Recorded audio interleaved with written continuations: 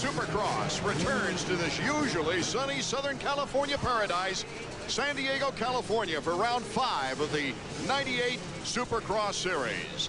Art Ekman along with David Bailey, Marty Reed bringing you the action. Our qualifying procedure briefly now as follows. The top 4 riders from each qualifying heats get the best pick of the gates, and they transfer directly to the main event. The others go to the semifinal round, where the top 5 from each semifinal get to the main event. And then the LCQ, the last chance qualifier, only 2 to complete the 20-rider 250 field. Let's go down to Marty Reed. What's the matter with the champion, Jeff Emig, Marty? Jeff Emig is coming off his worst race of the year, 14th last time out. He's got 2 problems, one mechanical, one probably on the mental side. The mechanical problem, the team's not talking about it much, but they've been working on the suspension. The bike just hasn't been handling well for all of the Kawasaki riders. The mental side of this thing is he finished last year so strong, winning the outdoor championship, that it was very easy. And some people are thinking maybe he didn't realize that when you have that #1 plate, you've got a big target on your back. And right now, everybody's taking aim square at Jeff Emig. Art Ekman, David Bailey. You know, one of the surprises this year, David, has been the fact that defending champion Jeff Emig just isn't banging bars with the contenders. Well, I think he came into the season a little bit unprepared. You know, he's the defending champion, and he has said before that he likes to start the season and not come out too hard and not be able to maintain that pace. And I agree with that. He needs to be there at the end, but the first couple of rounds, he got good results, and I think that was a little bit of luck. And I don't think he's as prepared as he needs to be, because Lusk and Jeremy have really brought the level up, and there's a lot of guys behind them knocking on the door. He says he's coming off his most embarrassing performance of his career in the Seattle Kingdome, and he knows that tonight he must try and turn things around if he wants to recapture the crown. Well, last week and the week before, it was just kind of a snowball effect of a lot of different things. You know, one of the things was that we was messing around with the specs on the bike, and it just wasn't working for me. You know, we thought that it was the right direction. It wasn't. The next thing, you know, was just, you know, my head, you know, going through some personal, you know, problems or whatnot, I guess. And, you know, nothing real major, but it just, you know, little things, it just really, you know, just really had my concentration off and my focus off on what I wanted to do. And this week was like, it was a really good week for me. You know, I think I turned everything around. I think I turned around mentally and focused more on the fact that, hey, you know, do you want to be the Supercross champion again? Okay, well, this is what it's going to take. And so maybe, you know, a little more dedication this week. And you know, when I think about it, there's only, was it 12 more races left? And 12 weeks is not that much to dedicate to being the AMA Supercross champion. What do you think, David Bailey? I think he may have came into the season thinking he was ready. And there he is lined up right next to Lusk. And everyone stepped up the pace. There's so much depth this year. It's really forcing everyone to push, and Emig may have gotten left a little bit behind where he'd like to be. 32nd board is up. Ezra Lusk second in points. Emig third in points. Damon Huffman, Michael Craig, Doug Henry, Mikel Pichon, Sebastian Tortelli, the winner in Los Angeles, Michael Brown, Lance Smale. Robbie Rayner, the 125 Eastern rider, is warming up for his season. He'll be number 21 here in our first qualifying heat from San Diego. Hart, Roy, DeHaan, Voss, Fournette, Terlecki, Rourke, Birdwell, Kalos, and Chamberlain. The board is sideways. We're almost set now for our first race of the evening. And they're off. Emig gets the edge on Lusk. It is Emig, the whole shot, but right there. And coming forward is Doug Henry, number 19. Henry into second place, and number 13, Michael Craig. It is a triad. Number 15, Huffman in fourth place with Brown and Tortelli. Henry, a crowd favorite, moves in front. That's a good track, I think, for the 4-stroke. Henry looked good in practice. He's one of the first guys to do the triple. They just went over. Power's hooking up early out of the corners. I thought it might be a little too tight, but reminds me a little bit of Vegas, doesn't it, Art? It sure does. It really does. And Henry is moving out now to a 2.5 lead over Michael Craig and Jeff Emig. The guys on the bubble, it's Damon Huffman and Ezra Lusk finally coming up, getting around Tortelli. But toward that corner before the finish line, full of all those bumps, it seems like it takes forever to get around, and Henry already opened up the lead. Here comes Emig. Jeff Emig makes the move. Here comes Ezra Lusk. Lusk moving into third, getting around Michael Craig. Oh, they're knocking on him. Now, Craig really got bumped there by Emig, and it took him a while to recover. Now here goes Huffman as well. So one little mistake, which was kind of caused by Emig, as he got in there, got aggressive to make the pass, forced Craig to lose 2 spots. Henry backing off after making a mistake in the whoop, but Emig has not backed off at all. Well, he can't. Look at that. There's 4 riders just breathing down his neck right now. Craig has moved back into 4th in front of Huffman and Tortelli. That section they're getting through, it's not a fun section, believe me. It's very tricky. You see all the riders trying different ways to get through there. Then they get into this corner, which we haven't seen all year. 6 laps to go. Henry, with a 4-second lead on Emig, is just taken away with it. Emig in 2nd, Lusk in 3rd, Craig in 4th. Beautiful shot over the triple. They're approaching the other triple. This one here, riders haven't been able to jump it. You see they're going for the double right there. Henry, with the lead he's got going the other way on the track, is able to take the outside and jump that, so he's just pulling away. And number 21, Robbie Raynard, is in a battle with Huffman right now. Looks like he's going to win that one, and boy, what a great first ride. Haven't seen him yet this year, and I was watching him in practice going, who the heck is number 21? Yeah. In a preliminary qualifier, he came out and won it impressively. The checkers will fly for our first qualifying heat when we return to Qualcomm Stadium in San Diego.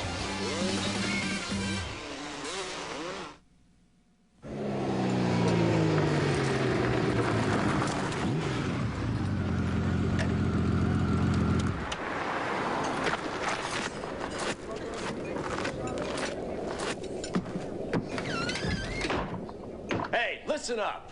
Honda dealers are offering 5% financing and no down payment on all new Valkyries. Check, please. We got us a piece of the front chair for $8. I sold 99 cents for $12. At Ameritrade, we never forget it's your money, so your trades are fast and accurate. By internet for $8, touch-tone phone for $12, or with a broker for $18. I landed on Saturn for $18. Check out Ameritrade.com or call 1-800-773-4433. Open any account by April 15th and get a free IRA for life. Ameritrade, the way to trade, period. 1997, what a year for the sport of Supercross. The 97 Supercross Series, bar to bar. And the season is underway. From L.A. to Vegas. McGrath is down, and he's under the bike. All on one video.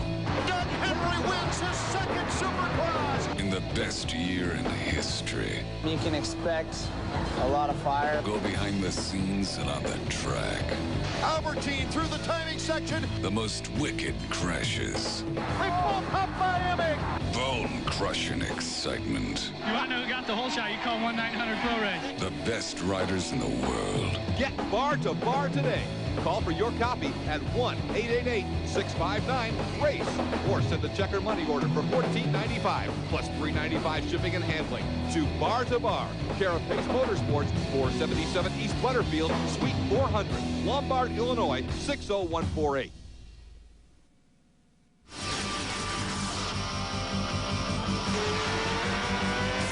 AMA Supercross is being brought to you by Honda Motorcycles, celebrating 50 years with great deals during Honda's Dream Days. And by Suzuki Motorcycles and ATVs. Now during Suzuki Fest 98, get $500 worth of accessories for free and choose from great deals like zero down or low APR financing on selected models. Welcome back to San Diego. In our first qualifying heat, one of the fast bikes, Robbie Raynard, number 21, is down. Well, just as we were pumping him up, we made a mistake in that battle. That's that tricky section. The exit, look at Lusk. Here's Lusk moving into 2nd place. Henry is long gone. Doug Henry, Ezra Lusk, Jeff Emig. Now that Lusk is in the clear around Emig, he'll be able to, as soon as he gets a little lead, doesn't have to ride defensive, see if he can catch Henry. I think Lusk has got the lap times from what I saw in practice to do it. He's about 7 seconds in front of Ezra Lusk. Our real battle now is for 2nd place. Ezra backing off. You know, these two mixed it up. Emig colliding with Lusk twice. Once in the qualifying round last week, and then again in the main event, putting him down on the 2nd lap. Lusk finally coming back from 15th to capture 2nd.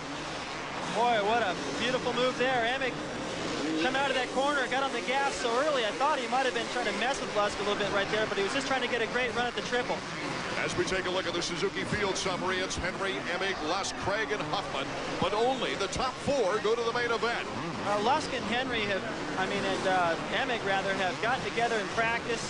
They've gotten together in some of the races, especially last week, and it kind of looked like Emig, maybe a little bit intentionally, tried to mess up Lusk, and he ended up going down, had to come from behind. So Lusk is going to want to win this battle. Well, and these 3 riders behind Doug Henry have it pretty much made if they just hold on 3 more laps here in our opening qualifying round, because they have really separated themselves from Mike Brown, who was in the other spot. Oh, Ezra Lusk is not giving up. What a rivalry this is becoming. Well, Lusk is going to win. This is a statement right here going into the main event. This is saying who's mentally tougher, who's going to win the fight. And here comes Michael Craig on the back rubber of Jeff Emig. And all the battling that Emig and Lusk are doing, it's really psychological. Craig is benefiting. Mike Craig, number 13. Oh, he took a little hard hit coming in there. He got a 3rd place 2 races ago at Tempe, Arizona. This is the section where Emig has been cutting it tight. This time he's going to go wide. See, Lusk all the way to the inside.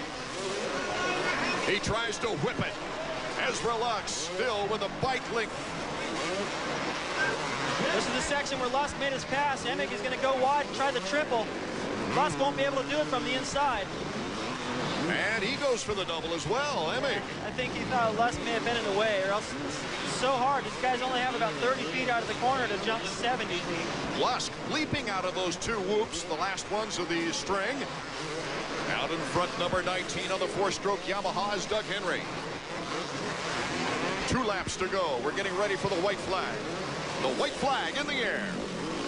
Doug Henry is only a lap away from winning this qualifying heat. Well, everybody that I've talked to about riding a 4-stroke RD has said how the bike just has so much traction.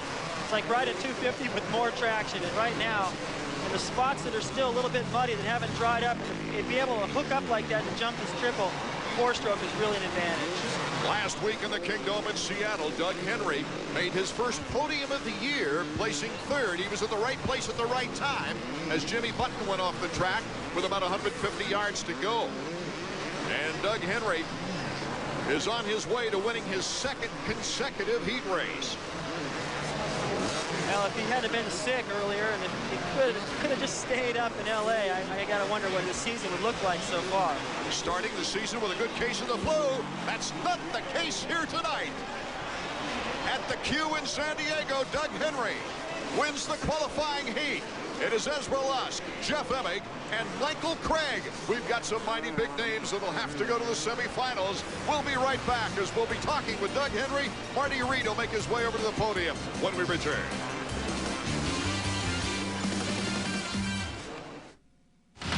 Are you ready for more action, more danger, more impact? Well, your wait is over. The hottest, most intense, extreme Crash Impact of Crash Impact 2. 70 minutes of explosive, heart-stopping crash action. You have to see to believe. All new crashes from Superbox, Harley Suits, drag races, stock cars, sprint cars, Supercross, Indy cars, flat track, and more. All jam-packed on 2 tapes for only $19.95. Order now and get absolutely free.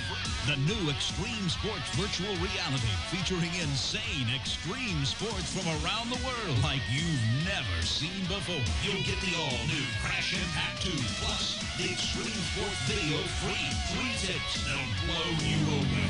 Guaranteed or your money back. To order, call 1-800-784-3311. That's 1-800-784-3311.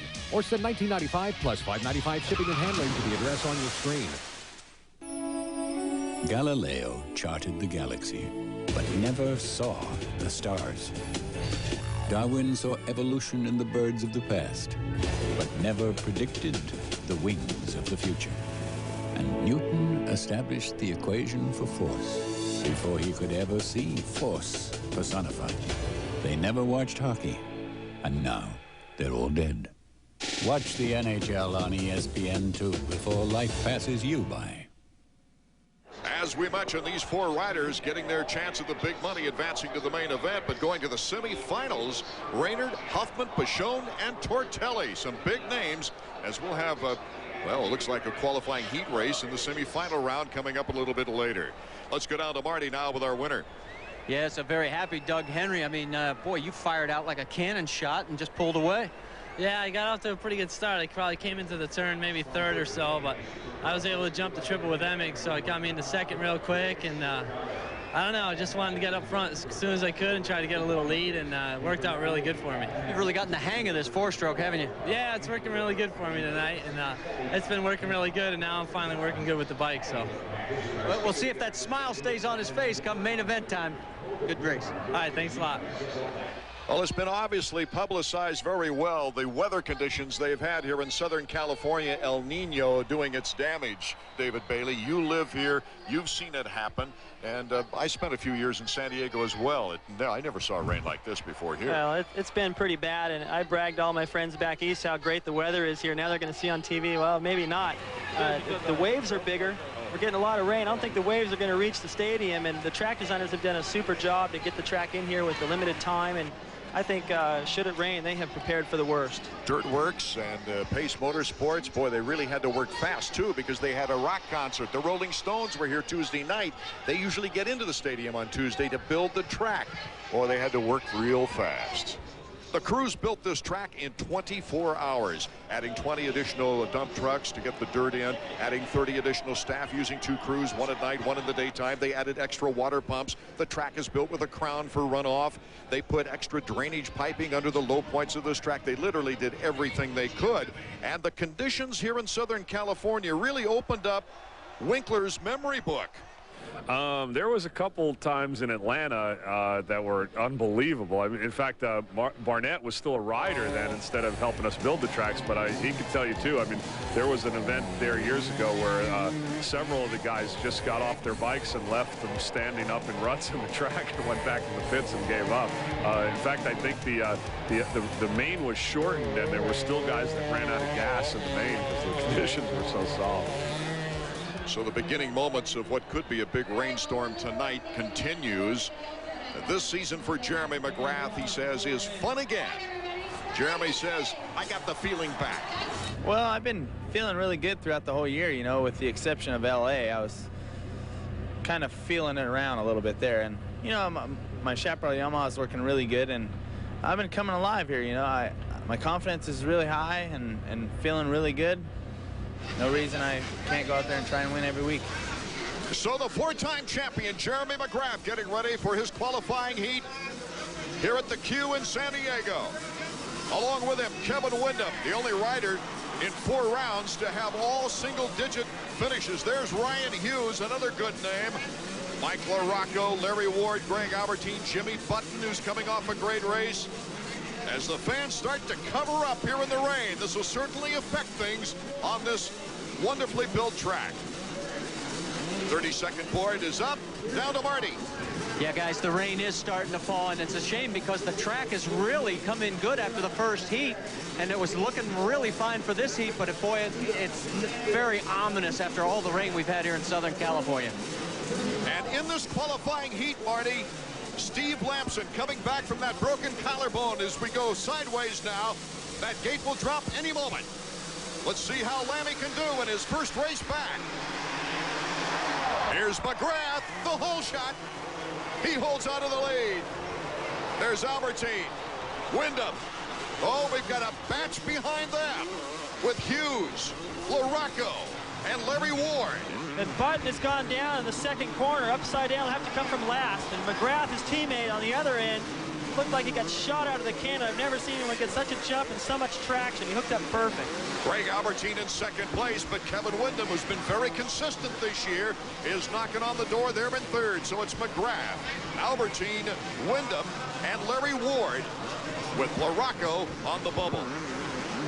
Now the rain started to come down. It came down pretty heavy while they were on the starting line. Now it seems to have completely stopped. But in the shiny spots on the track, that's hard packed. If the rain comes down later, these guys will stay out of that, stay out in that cushion where the bike won't slide around as much. Ryan Hughes, number 10. You see him on your screen right there. The Kawasaki starting to give Mike LaRocco a little challenge.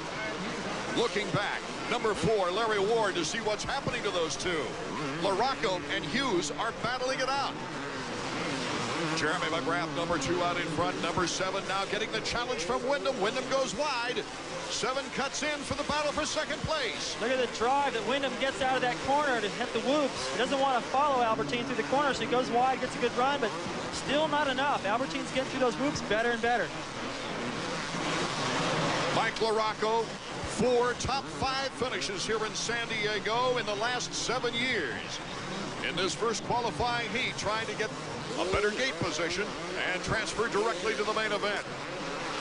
Nice shot of Wyndham there in the air, sitting down, putting his leg out, looking like he's just ready for the corner while he's still in the air. Beautiful move. Jeff Ward used to do that. The leaderboard. The Suzuki leaderboard. Jeremy McGrath, Greg Albertine, Kevin Wyndham, Larry Ward, and Mike LaRocco. Only the top 4 get a chance at the main event big money. The rest, they go to the semifinals. Another good shot of Albertine taking the inside before the triple. Wyndham going wide, jumping it, getting a run at the whoops, but still not able to really get in there and show him a wheel. Wyndham, though, starting to apply that pressure, David.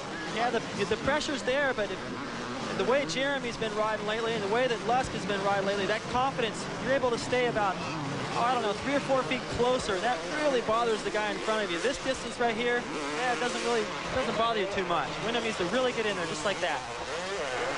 Just as we mentioned, Kevin Wyndham makes the move, and he is now in second place. See if he can catch Jeremy now. He goes for the inside just to protect the line. If he'd have gone wide, gone for the triple, Albert would have gone in there and taken it away. 3 seconds back with 5 laps to go, David. It's basically the entire whoop section, which is only taking these guys 3 seconds to get through. Wyndham's got Jeremy right there in his sights, and that's inspiration. You know, Wyndham is trying to conquer the mental demons, which have invaded. He has not raced poorly. There's no question. He has just not had that great race yet. Other than Jeremy, he's been the most consistent in practice. I always think he looks great. I've got him in my top 3 every week, but in the race, I don't think he's riding to his potential. He's a little nervous. It's also his first year, and he's just trying to get through there unscathed the first beginning of the races, and then towards the end of the year, as he gets more comfortable and confident, put on a charge. The conclusion of our second qualifying heat is 4 more riders will roost to the checkers when we get back.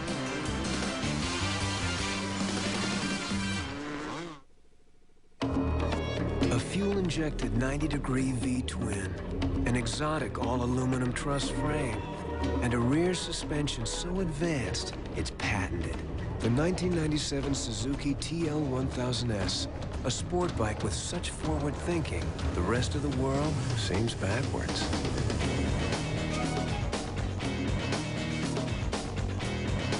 Buy one now and get a $400 gift certificate to spend on anything at your Suzuki dealership. For over 30 years, Cycle News has been the weekly newspaper for motorcycle race fans. Results are official, point standings are current, and race coverage is timely and complete. Oh, it was a great race, you know. I mean, it was an interesting race. And to win the last race and see. It's something I dreamed of when I was a little kid, is to be a Supercross star. And Riding impressions, new products, events calendar, classified ads, and more. Cycle News, America's weekly motorcycle newspaper. Call 1-800-325-2925 or visit cyclenews.com on the World Wide Web.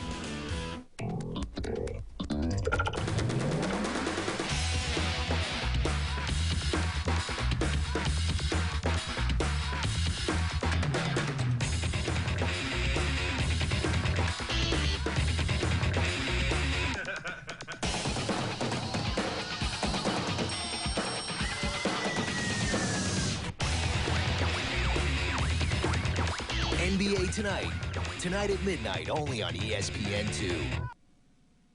Welcome back to San Diego. Qualifying action for Supercross action. Art Ekman, David Bailey, and Marty Reed. Lamson is currently in 7th place, but our leader right now, way out front now, is Jeremy McGrath with Wyndham, Albertine, Ward, Hughes, and LaRocco the order.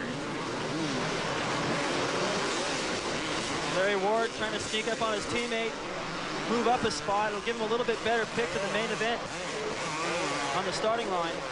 Guys, I think, are going to favor the inside. If the rain comes down, they're going to want to be all the way on the inside, unless they got a lot of confidence in getting out early.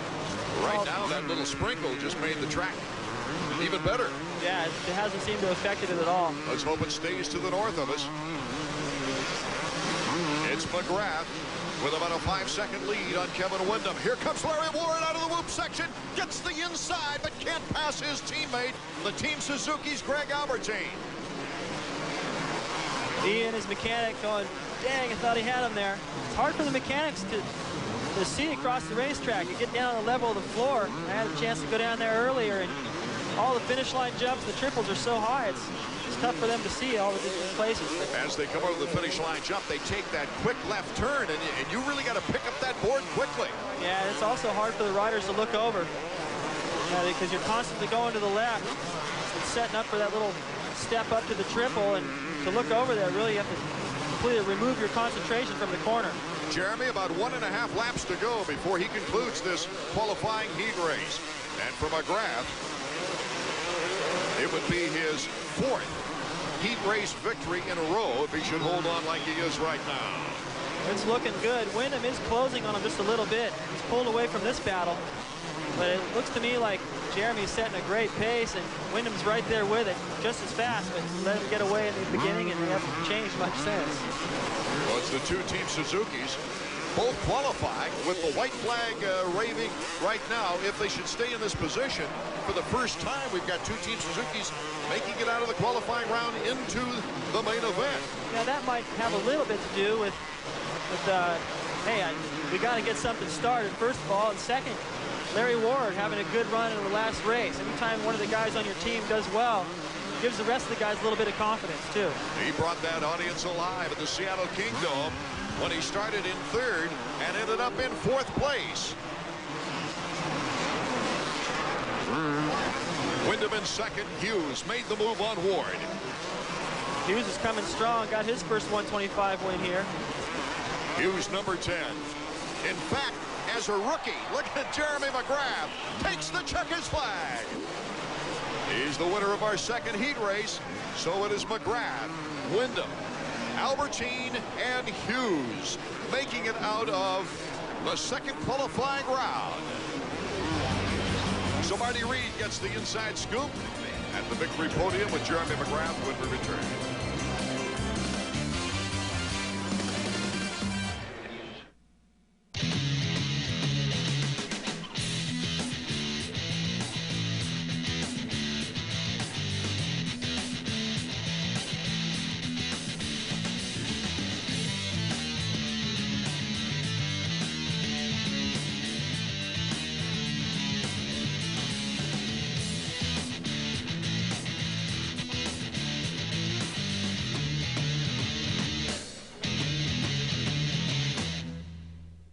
Now is the time to train for the career you've always wanted. Just ask Motorcycle Mechanics Institute graduate Al Luddington, now lead mechanic for Honda's championship-winning Smokin' Joe's Superbike team. MMI gave me the knowledge and training to take me to the top of my profession. It's a great place to start, and I recommend it to anybody looking to kick off a career in motorcycle mechanics or the personal watercraft industry.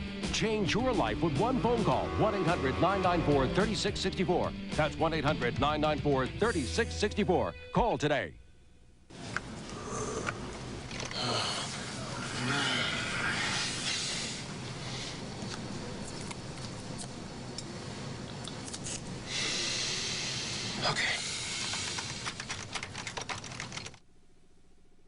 Here's how the 2nd heat ended up, and the 4 riders that will be going to the main event. You've got LaRocca, Ward, Lamson, Button. More good riders having to look to the semifinal round, Marty Reed. Yeah, no, Jeremy's down here. He says, wow, what a start. And also, I saw you at the end of the race checking over your shoulder. You were seeing how far back Windham was, weren't you? Yeah, you know, the track is not much different. You know, there's not many different lines because it's a little bit wet out there. And they were staying relatively close, and I was trying to put in some good laps and get ready for the main. My start was excellent. 4 heat wins in a row. 3, well, actually all 4 podium finishes. You are back on track, aren't you? Well, I tell you what, I'd like nothing more than Chaparral Yamaha and Yamaha to dominate out there. You know, I've had a good year so far, and I just want to keep it going. And everything's really flowing right now for our team, and everyone's happy, and that makes a big difference. We won't make any changes to this bike unless it starts to rain, right? No, my bike's fine. Yeah. Is it any wonder, guys? I mean, he pulled away. Jeremy McGrath. Absolutely. You know, you've got a great opportunity to see Supercross live at a stadium near you. From San Diego, we go north to one of the nation's racing capitals, Indianapolis. Then it's on to the Georgia Dome, Tampa, then Daytona. During Bike Week, the Superdome, up to Minneapolis, and then to the gateway to the west before rounding out things in Pontiac, Charlotte, Texas Stadium, ending the season in Las Vegas. Well, after some very fast heat action, we know about McGrath and Lusk. Once again, Henry making his presence, though, in the qualifying heats. Last week we said look out for the four-stroke, but I think the four-stroke reacts better on this track than it did in the Seattle Kingdome. Well, he already looks better. I think the third place last week gave him a little bit more confidence. He's feeling better. He looked like that first thing this afternoon in practice. Had a much better heat. He had to go through the semi in Seattle, and I think they're praying for the rain. That thing's going to hook up even better if it comes down. We've got a lot of big names that still haven't made the field. Semi-final action coming up next.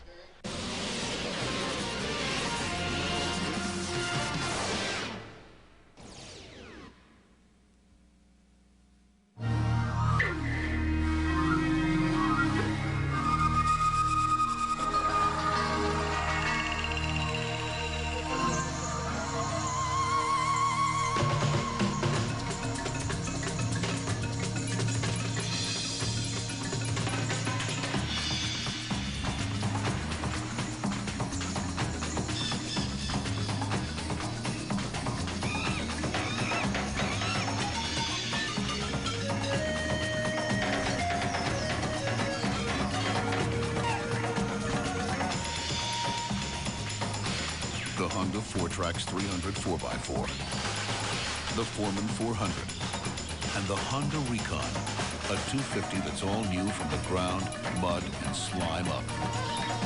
You could go to the ends of the earth and never find better ATVs. We know.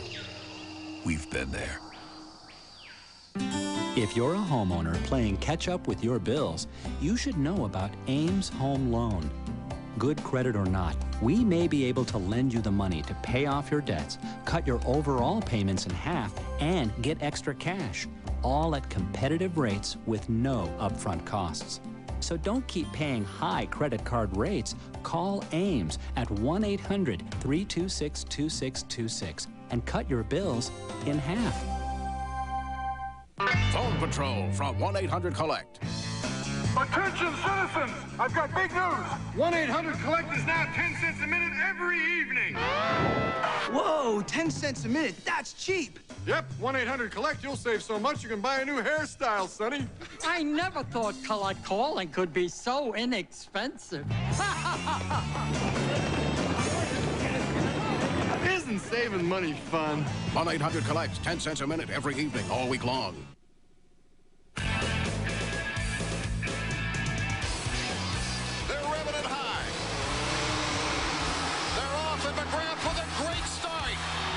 Watch Ryan up the inside. He's making a charge on Michael Craig.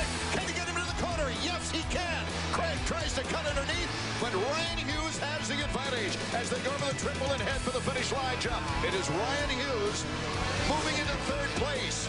Back to our leader, Jeremy McGrath, as we follow him on the last lap. Over the triple. Only a few feet to go as he takes a look at the checkers for his 5th consecutive victory. He won in Orlando. He won in Minneapolis. He won in Anaheim. He won in Seattle, and now takes number 5 here in San Diego.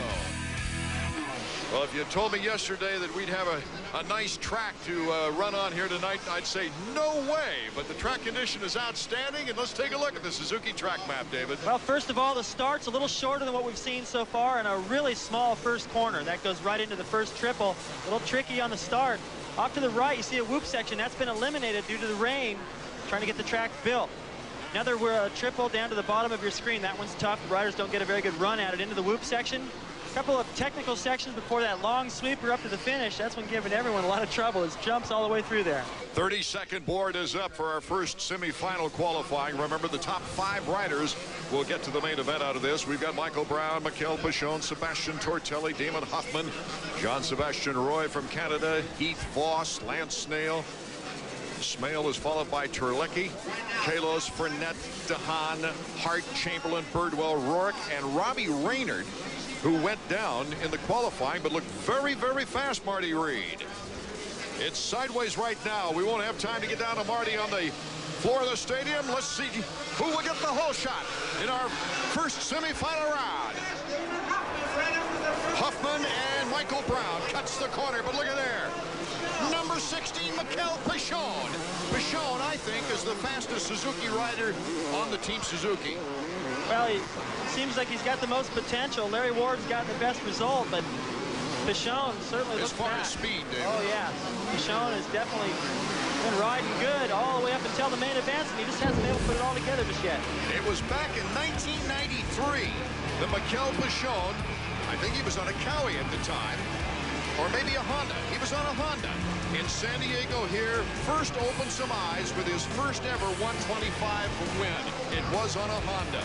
That was 1993. And Mikel Pichon leading the semifinal round with Michael Brown in second, Tortelli in third, and Huffman in fourth. Well, the way Huffman went into the first corner, he came from about the middle of the starting line, had a great angle on it. I thought he had the whole shot for sure. Just couldn't quite hang on to it. That's going to be the story all night. The guy that gets the whole shot, not necessarily the guy that comes out of there first. One of our big battles is right on the cusp with Robbie Raynard and Sebastian Roy battling for that fifth spot. You see Tortelli 103. There's Huffman number 15 going wide. It'd be good to see Tortelli get back in it. Prove that LA wasn't a fluke. I'm sure he'd like to prove some of that. He didn't do quite as good in Houston as he did at the opening round, but this guy's a great rider. The more we get a chance to see him perform, the more he's going to be able to prove that. Pichon, Michael Brown, Tortelli over the finish line jump. Huffman, Sebastian Roy, and number 21 is Robbie Raynard. Raynard, injury-plagued career after being one of the most decorated amateurs. Let's go down to Marty Reed. Yeah, guys, talked to Robbie's crew chief right before the start of the race. I said, well, any side effects from that crash? He said, yeah, well, he landed on his crazy bone. He says he's got a little bit of numbness, but he should be all right. So far, he seems to be riding pretty well. Robbie Raynard putting the challenge to Sebastian Roy. Raynard to the Primal Suzuki. There he goes, making the pass. That's the final transfer spot to the main event. That's a great example of the way the track designers set up that section to give you different options, completely different timing through there that set up that pass by Robbie. Heads up to cut back to the inside right there and make a move. Back with the winner, and 5 more riders on their way to the main event. More coming up from the queue in a moment.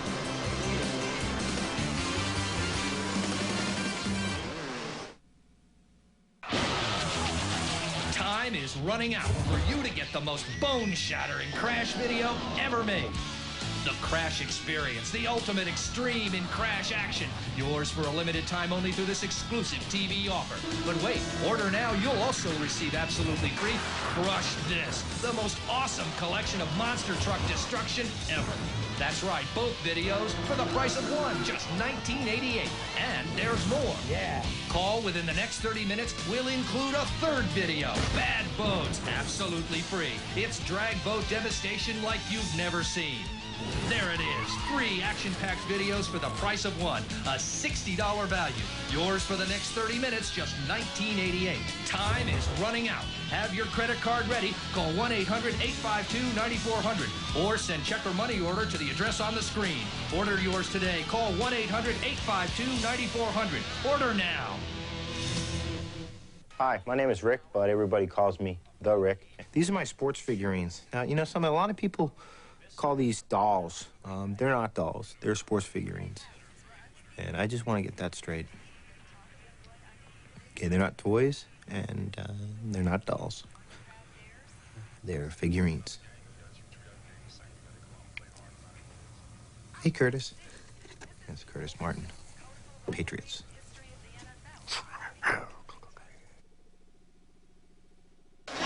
Welcome back. Right in the middle of the action, we've got a good battle going as Pichon out in front of this semifinal qualifying round. Michael Brown in second. Tortelli was giving challenge to Michael Brown. Brown coming back from the GP in Europe, and Tortelli bobbles there. Now, this is the first race for Sebastian Tortelli coming off an injury. Right. A couple little mistakes here. He actually had made the pass on Brown heading into the triple. Then he made a big mistake there, came up short. was off his timing, then another one let Huffman get around. Huffman won here in the 125 West, number 15. And after 2 tough races to open the season, he's put back-to-back 5th-place rides in the books. Looking to break through, though, here tonight and make a great run of it. Number 15, Damon Huffman. Team Kawasaki, Sebastian Tortelli. As you see on our leaderboard, Suzuki leaderboard, Tortelli in 4th, Robbie Reynard in the final qualifying spot. And Tortelli that time going for the triple there right behind Huffman. It's important, I think, for these guys to get out there and make a run at that, see what it feels like, because in the main event, if you get out in the clear, you're going to need to do it. Guys, whoever wins this race is going to be jumping that triple. Unless it's pouring rain. And they won't be jumping either one. And then throw it all out, right? Yeah. Rain is the equalizer in Supercross. Some crazy things happen. The white flag lap now. Pashone is already over that finish line jump, followed by Michael Brown. There you see Huffman and Tortelli. Well, Tortelli, the winner in the damp conditions in Los Angeles in the opener, really was surprised everyone. He's only running a partial schedule before going over to the GP in Europe. And he's a little bit like Huffman to me. There he is going over the triple again. He'll go wide, get a good run at the whoops. Both he and Huffman come on strong later in the race. And last week, Huffman just seemed to come out of nowhere, really putting on a charge towards the end.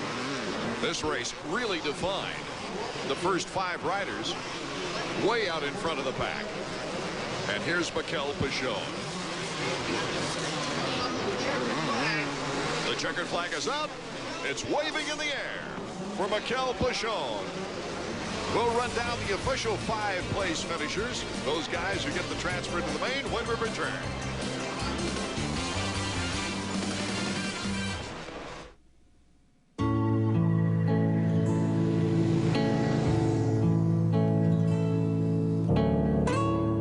Never before has there been a cruiser as comfortable as the Suzuki Intruder 1500 LC.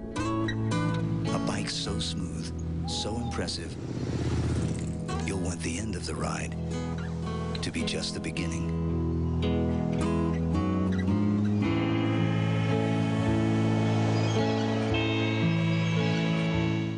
It's that time of year again, tax season. Are you prepared? Will you file your return with confidence or with crossed fingers? The Wall Street Journal Guide to Understanding Your Taxes can give you more confidence. And it's yours free with 10 weeks of the journal for just $3.90 a week. The Guide and the Journal. Necessary items during a stormy season. Call now for the Wall Street Journal, 800-248-1300. That's 800-248-1300.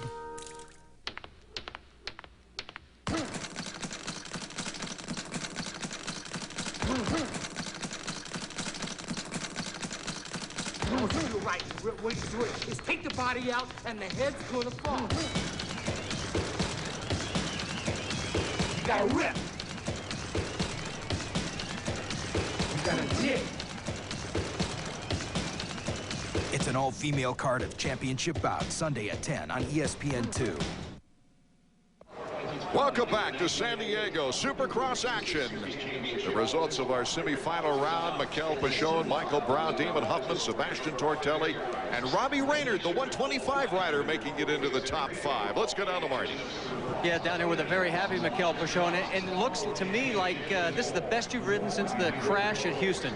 Yeah, it's right. I mean, since my crash, I wasn't starting too good, and I was getting a terrible start, and this time I got a good jump off the gate, and everything went very good. I'm happy with, I had a good lead, so I was not doing a couple of things compared to the best guys, so with a little lead, I tried to do some stuff, and I'm pretty happy I have good lines, and actually, I think that was good for me to go to the semifinal. Did you learn something out there that you want to share with us? I didn't learn too much. I mean, I found some good lines, but I want to keep it for me, and I hope that it's going to work out for the main event. Well, I tried, guys, but he just won't let those secrets out of the hat. We'll see him in the main. Steve Lamson back from the injury. Let's go down to Marty Reed. He had a great season over in Japan. Everything looked like it was on track for Steve Lamson. Then all of a sudden, before the first race, number 17 went down with a broken collarbone, and it has been a very long recovery. This is his first race back, and he talked about his expectations. You know, right now I just want to get through the weekend with you know, it's hard to say, you know, what I want to finish. I want to be in the top 5, but I don't know if that's realistic for the first race back, because I know everyone's got a good pace going right now. And but hopefully, you know, hopefully I'll be in the top 5. Steve Lampson here in the second semifinal, ready to get things underway, hoping to qualify for the main event. Mike LaRocco also in this field, along with Larry Ward, Phil Lawrence.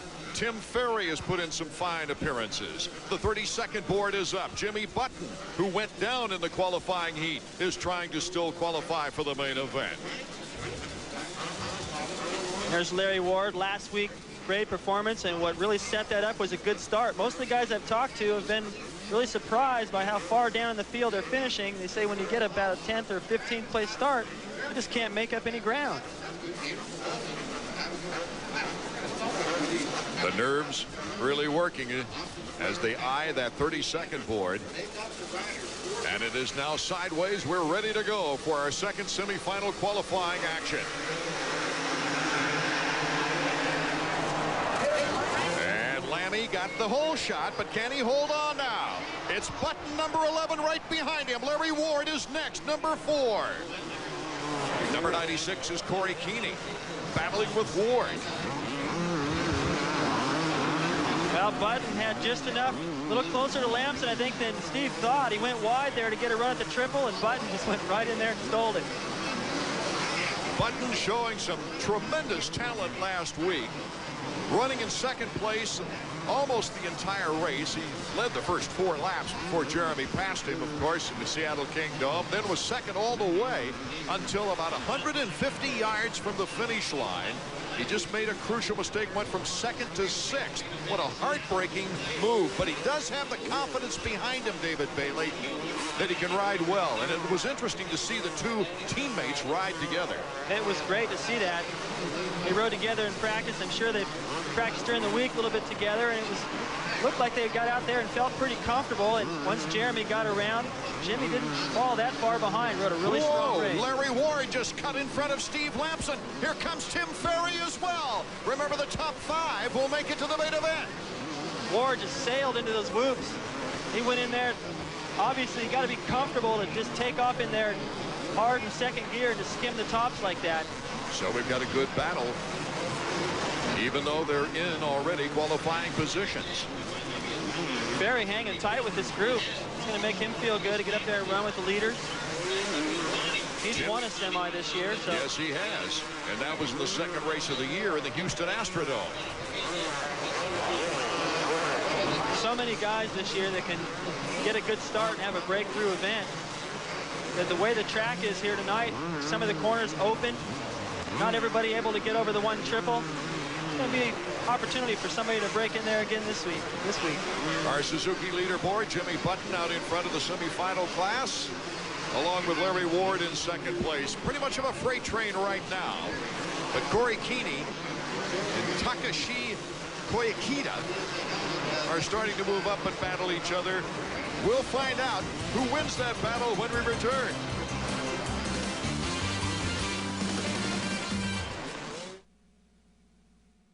What's the right grip feel like?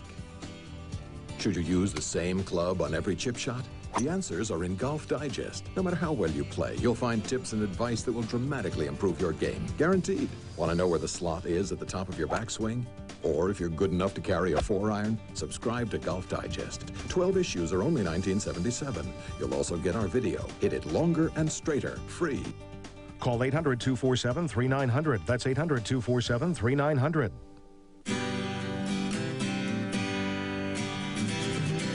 Of all the roads you can travel in America, there's one that we at Honda are kind of partial to. State Route 4. It takes you to Marysville, Ohio, the place where we build the Honda Goldwing, the finest touring motorcycle in the world. During Honda's 50th anniversary celebration, we're offering 5% financing and no down payment on all new Goldwings. Before the flag drops, tune in for up-to-the-minute pre-race news and interviews. We'll take you inside the oval with a special RPM today at 11, followed by NASCAR Today, Daytona 500, Inside the Oval, Sunday at 11 on ESPN2. It's Jimmy Button of Team Chaparral Yamaha. Oh, and Button darn near said goodbye to his bike. Marty. Well, guys, you talked about how he had the misfortune with about 100 feet to go in last week's final. But talking to him, he was not down. I mean, he was looking at the positives. He says, hey, I'm making improvements. Every time I'm riding better. I know that working with Jeremy and the entire Yamaha team is paying big dividends. So far, he's doing real well here. Mike LaRocco's in 8th place, and Lawrence is in 10th. Those are two very well-known riders who are in danger now of going to the last chance qualifier. Only 2 riders can make it to the main event and make money. You got to get to the main event to make money. The instructions by the mechanic of Jimmy Button. Sometimes looking at that signal board, you're like, okay, what was that say? With the viewer, that's P1, first place, plus nothing, a big 0. How do you look at him pointing at your head, Brian Keeney, and looking at the sign at the same time? Well, they want to get your attention. A lot of arm motion gets them looking in your direction. I'd have my mechanic with the biggest pit board and the loudest outfit, just so I could see him. Jimmy Button, the first Chaparral rider ever to make the podium. That was last year in Minnesota when he took a 3rd place. Here's the battle for 3rd going on. Little block there by Tim Ferry. And he decides to say goodbye. The white flag is out. Lamson right there looked like he got caught going into that right-hander, set it up for Ferry. It looked like he just didn't charge in there hard enough, and he left the door a little bit too open. Ferry went in there and made as polite of a block pass as he could. Lamson, of course, trying to stay in condition, even though that broken collarbone wouldn't allow him to ride. That's got to be a tough thing, David Bailey. I know you've gone through rehab similar to that as we look at our final lap. Yeah, it's tough to come back from an injury, and you know, he doesn't really factor into the points here. So as long as he makes the main event, makes progress, stays healthy for the outdoors, I think that's all Honda really expects out of him right now. So we're on the final lap. Mike LaRocco. It looks like we'll have to go. The checkered flag is out. Let's see if Mike LaRocco can get around in time. I don't believe he will. Ferry comes across. Lamson comes across. We'll get the official roster of the top 5 riders and see who will actually be going to the LCQ out of this second semifinal round when we return.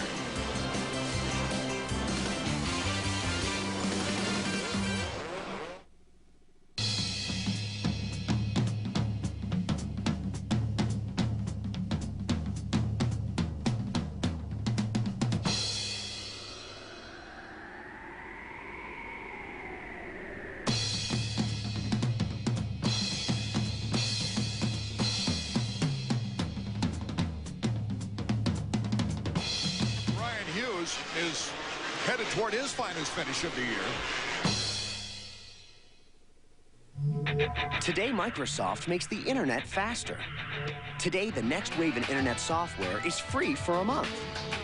Today, you can get online faster and go where you want in no time. Today, the internet is just a click away. It was the best of times. See for yourself. MSN Premier is free for a month when you call 1-800-533-2582. Microsoft helps you make the most of the internet right on your Windows 95 based PC with sound, motion, and more. Send email that gets through. Get the news as it happens. Plan and book a trip. Manage your investments. And find exactly what you want with Microsoft Internet Explorer. Call 1-800-533-2582 for your free month today. You'll get a free CD with the latest internet software from Microsoft. It's just really extraordinary to see what you can do. And unlimited hours online. Free for a month. So call today, and you're on your way. Take everything you ever knew about cruiser motorcycles. Everything you ever learned from your older brother. Your friends. Biker movies. Throw it out. Because the Marauder is a cruiser like no other. One only a high-performance company could have built. The Suzuki Marauder. It's time to move on. Taking a look at the slow motion now from our second semifinal round. Jimmy Button comes across the finish line jump with a slight celebration as we take a look at the top 5. These 5 making it to the main event. Jimmy Button, Larry Ward, Tim Ferry, Lamson, and Mike LaRocco at the last second, edging out to prevent from going to the LCQ. Now, riders like Jeremy McGrath, we've seen win a race coming out of the LCQ, but not very many. Let's get on to Marty Reed. Yeah, down here with a not even winded Jimmy Button. I mean, you made this one look pretty easy. Yeah, it was really good. I got a good start, and I wanted to go out and get a good start and get into the lead and get away from those guys. I made a little mistake in the heat race and got bumped around. I ended up going down, so I wanted to get away and you know, be able to go out and do 6 good laps, ride a good pace, you know, and just get a good race line going for the main event. So I was real fortunate that my chaparral 1-800 Collect Yamaha got me out there and got me a good start, got me to the lead. We talked about the fact that you looked at last week's disappointment and you could have taken the negative approach, but that you turned it into a positive. Yeah, it's real positive. It was the first time I'd been up front for so long in a main event, so I made a couple mistakes last couple laps, but it was another stepping stone for me, and you know, hopefully tonight get a good start in the main event. We can put it together. Hopefully we can take her 1-2 this weekend. Well, we'll keep our eyes on you. We'll see you then. Thank you. Okay, thanks, Marty. Our next visit with you on ESPN2 comes from Indianapolis on February 20th. That'll be a 7:30 airtime Eastern time with a 4:30 time out west. Don Prudhomme and Larry Dixon with us, joining us up here in the press box. And Snake, unbelievable success in the Winter Nationals. Now you're not behind the wheel, but you're driving it. You're driving the team. You're the owner. Yeah, it looks that way. I tell you, I'm having the time of my life with Larry Dixon in our Miller car, and of course Ron Capps won with the funny car. It was a big time weekend, the kind you dream about as a car owner. It's great, too, to have a guy with so much experience, huh? Or is it? Does he climb on you a little? No, it's awesome because there isn't anything that he hasn't done behind the wheel or behind the car or anything. So, I mean, there's a lot of pressure off of me. I just let him run the show, and I just try and stab the throttle. Snake, one of your old buddies, he knows a lot of stories on you, too, is down at the floor of the stadium, Marty Reed. Marty? Yeah, well, some of those stories we can't share with those at home. Hey, the one thing I got to ask you, Snake, one thing I never knew. Did you ever ride motorcycles in this kind of a concept, flying through the air? Oh, yeah, of course. I was Jeremy McGrath. You know, I could just smoke him off like it was nothing. Are you kidding? Yes, yeah, as kids, yeah, that motocross, you bet, man.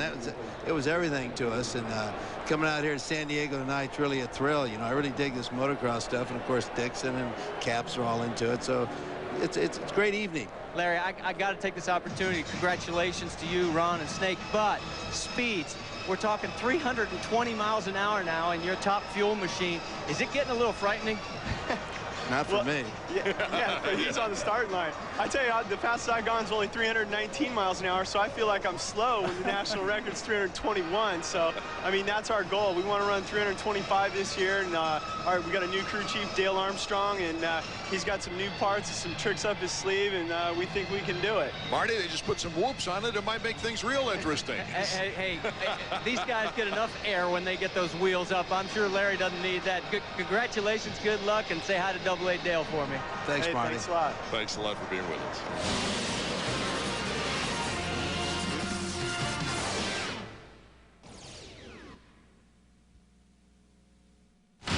Are you ready for more action, more danger, more impact? Well, your wait is over. The hottest, most intense, extreme Crash Impact of Crash Impact 2. 70 minutes of explosive, heart-stopping crash action. You have to see to believe. All new crashes from Supercross, Harley Suits, drag races, stock cars, sprint cars, Supercross, Indy cars, flat track, and more. All jam-packed on 2 tapes for only $19.95. Order now and get absolutely free. The new Extreme Sports Virtual Reality, featuring insane extreme sports from around the world like you've never seen before. You'll get the all-new Crash Impact 2 plus the Extreme Sports video free. 3 tips that'll blow you away. Guaranteed or your money back. To order, call 1-800-784-3311. That's 1-800-784-3311. Or send $19.95 plus $5.95 shipping and handling to the address on your screen. So, Netboy, this ESPN Gamecast thing is really cool. How's it work? Well, Mr. Bodine, you just point and click and you get live game data presented in a graphical interface. What I do is I take real-time stats event data, FTP it via TCP/IP, parse using proprietary ESPN software, and I push it on the net to Java-enabled browsers.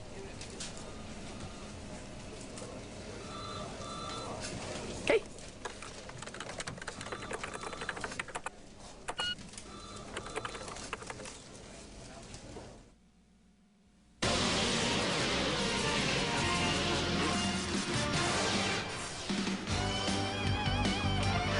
While we were away, Phil Lawrence and Jean-Sebastian Roy, 1 and 2 in the LCQ, the last chance qualifier.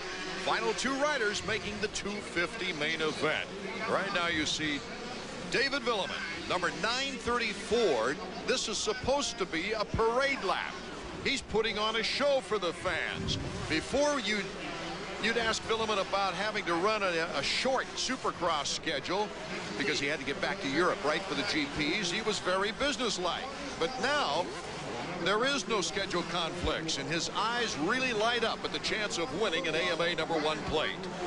Yeah, because I can come back from Minneapolis, so it's a good news for me. And I will do my best in San Diego before I leave to France, and train a little bit in France to have a good feeling in Minnesota, Minneapolis, and in Dallas. The Frenchman, Villeman, has dominated, winning the last 3 races, but he's only 2 points ahead of John Dowd. Frenchman Stefan Roncada is only 9 back. Pingree and Brandes rounding out the top 5. And Marty Reed, Dowdy seems to be in a mental vice right now. Well, I think you're right on, because I had a chance to talk to him before today's race, and he says, I don't understand it right now. He says, I'm very relaxed during practice, but when it comes time to race, I'm tightening up. He tightened up a little bit in the heat. I was watching him during this warm-up lap, whereas Villeman was doing heel clickers. He was very methodical, looking like he was trying to study everything right down to the last letter. And David, you can comment better on this than anybody. If you're not relaxed and focused, I mean, you really got a problem on this track. Man, it's really tough. The track here is tight. It's very technical. And, you know, Dowd seems to have been having that problem, and I think it's not a big problem, but in the 250 class, Wyndham's having kind of the same thing. And what I would do is just change my tactics a little bit and change my approach during the week. Practice more intense, and then in practice sessions at the race, he says he's relaxed. Yeah, but get out there and ride with Villeman. Go out there and ride with the fastest guys and get used to what you're going to have to do in the main. If you want to be in it, you got to ride with those guys and try to acclimate yourself more. Stefan Roncada, as opposed to Villeman, is the last to get into the gate as we take a look at the starting grid. Number 18, Roncada, joining his... Here's the Suzuki starting grid, with Roncada, Schnell, Dowd, Ramsey, Brian Deegan, Yuri Dostal from Czechoslovakia on a Suzuki, Guy Cooper, number 115. 30 board is up, so Villeman, Roncada, Pingree, Schnell, Hoffman, Dowd, Brandes, Ramsey, Perolio, Preston, Cooper, Willow, Vallejo, Dostal, Pestana, Deegan, and Johnson. They're ready to go in the 125 main from San Diego. We've got the longest 30-second board in the history of the United States, I think, here in San Diego. It goes sideways. We're just about set to go. There you see the dominating points leader, number 934, right next to Dowd. And it is the king of hole shots, number 28 in the 125s, Ryan Huffman. But look who's taking advantage of him. Out in front we go with Greg Schnell, number 85, who looked so good in the heat race. And then it's John Dowd right behind him. And Villeman is in 12th. He's moving up fast, but he took off in 12th. Dowd got a jump out of the gate, stuck his elbow out, got it pitched off. In 15 laps, that's plenty of time for Villeman, of course, to catch up, but it's right now interesting to see that lead pack. Here comes Dowd. Well, he jammed it a little bit. So Schnell, who's running very, very smoothly, is out in front with Dowd, and then Ryan Huffman and Roncada, along with Pingree in that order. Number 35 is Ramsey. Really was impressed with the way Schnell rode in the heat race. Looking strong, got a great start, and this is a real opportunity for Dowd, but only doubling right there, loses the spot. Billiman already up to 7th place. He can already see the leaders. He's just in the top of your shot right there in the blue. He's not far enough behind. Schnell out of Rancho Cucamonga. That's just east of Los Angeles, I believe. Last time I went through there. Ron Cotta getting a good start, but not really able to capitalize. A couple little mistakes in the first lap. And look at there, Ryan Huffman is now in front of John Dowd. Ryan Huffman on the Primal Suzuki. This is when you got to attack. Come out warmed up, ready to go. John Dowd has been having trouble getting out there and getting right to it in these main events, and Huffman took it to him right there, catch him by surprise, force him to make a pass later. Billiman is in 6th. Well, what's happening to Dowd is he's watching Schnell get away, and he probably feels like he should be able to beat Schnell. That messes with your head a little bit. Then Huffman comes and gets by him. Ron Cotta's knocking on the door, and Billiman's coming as well. So he talks about being nervous. This will do it to him. Schnell is our leader. His best appearance was a 4th in Houston. Huffman, his best performance of the year was a 4th in Los Angeles. He's in 2nd right now, holding up really John Dowd and Ron Cotta, it looks like. Dowd looking for a way to get around Huffman. John Dowd to the outside over the finish line jump. Huffman looks back. Ron Cotta just seemingly just waiting for the opportunity. Then Pingree and then Billiman. Billiman is on the way to overtaking number 29, Pingree. Now here Dowd squared that corner, put himself to the inside, but got to get in there and get just a little bit more aggressive. If he had just a wheel closer on him there, he might have been able to make a block pass. Schnell goes to the inside. He makes the pass on Pingree. He's moving up. Boy, they got a pack of riders, though, in front of him. If he's going to win this one, he's got to break through. That's a tricky section right there. All these guys are just bunched up. If you're leading that pack, you don't know where to go. If you go inside, they go wide to get a run. If you go wide, they block past you. Will Billiman continue his climb up through this field to the 125 main event? Can Schnell hold on? We'll find out when we come back.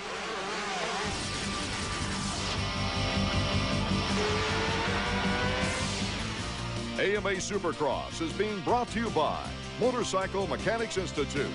Quality training for the motorcycle industry.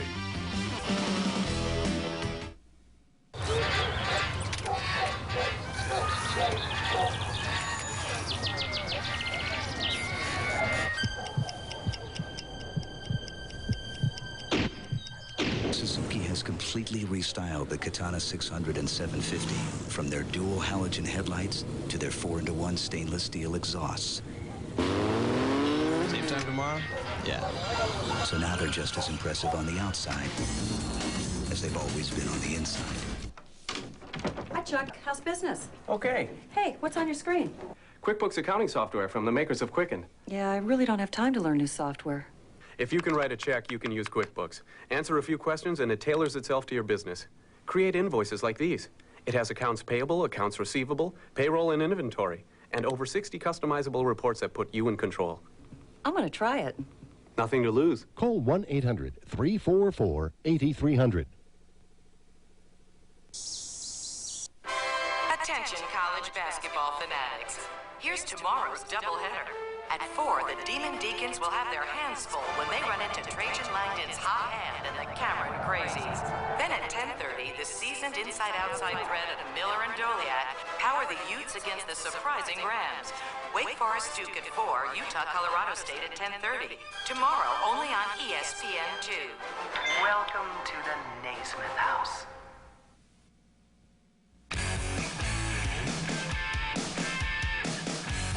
And they're revving up, and they're off. James Dodd looked like he was trying to anticipate it. Number 73 is Willow, Jeff Willow. Let's see how they can close up the gap right now as we look back at the lappers in front of Willow. Number 73 has to go to the outside. How's it going to affect his ride? Is Ashkenazi staying inside? Now is forced to move to the outside. Ashkenazi to the outside, but Willow gets a good break there.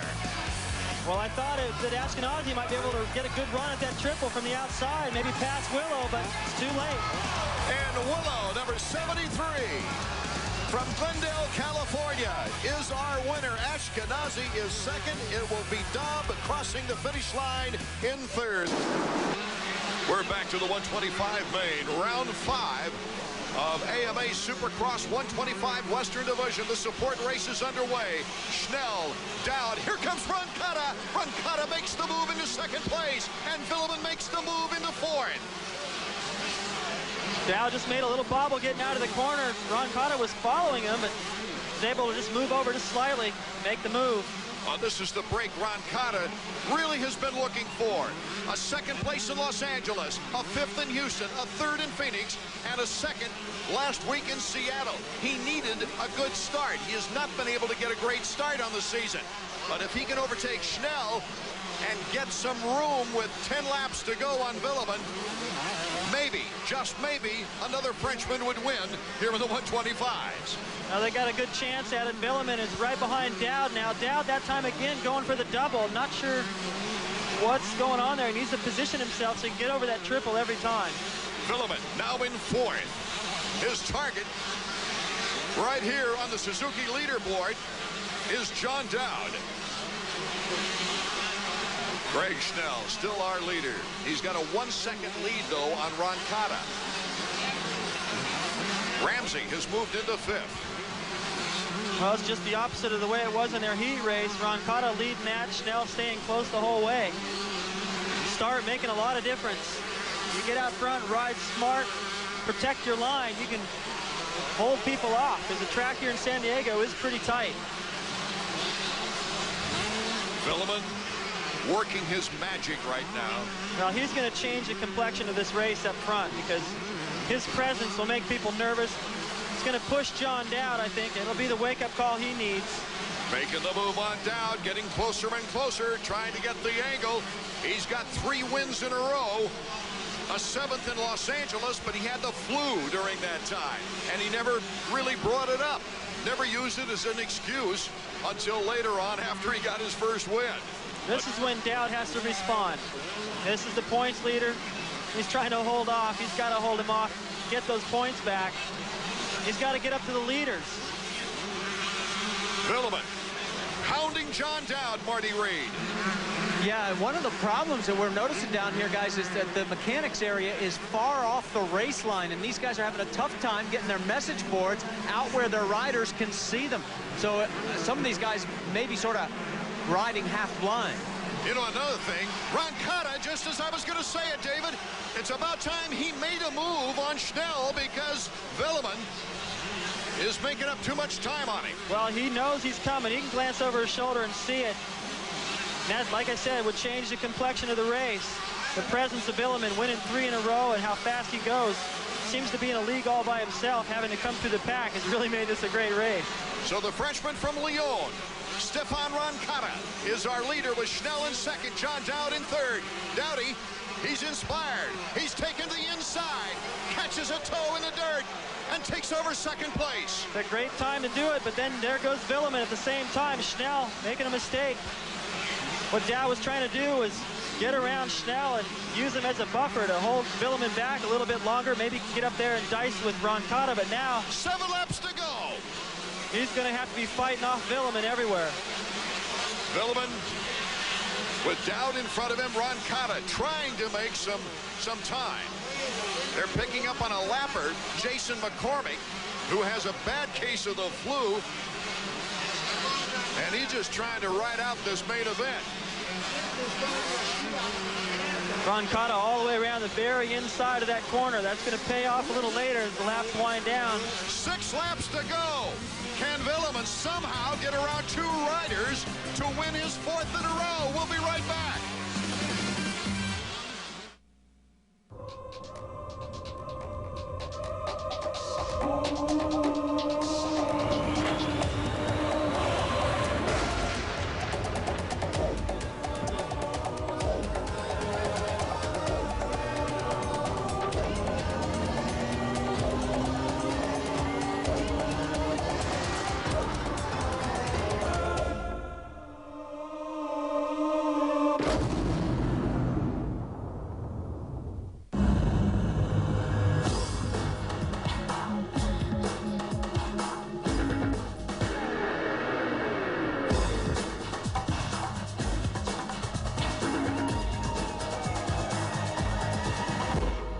The tallest mountain in North America is 20,320 feet.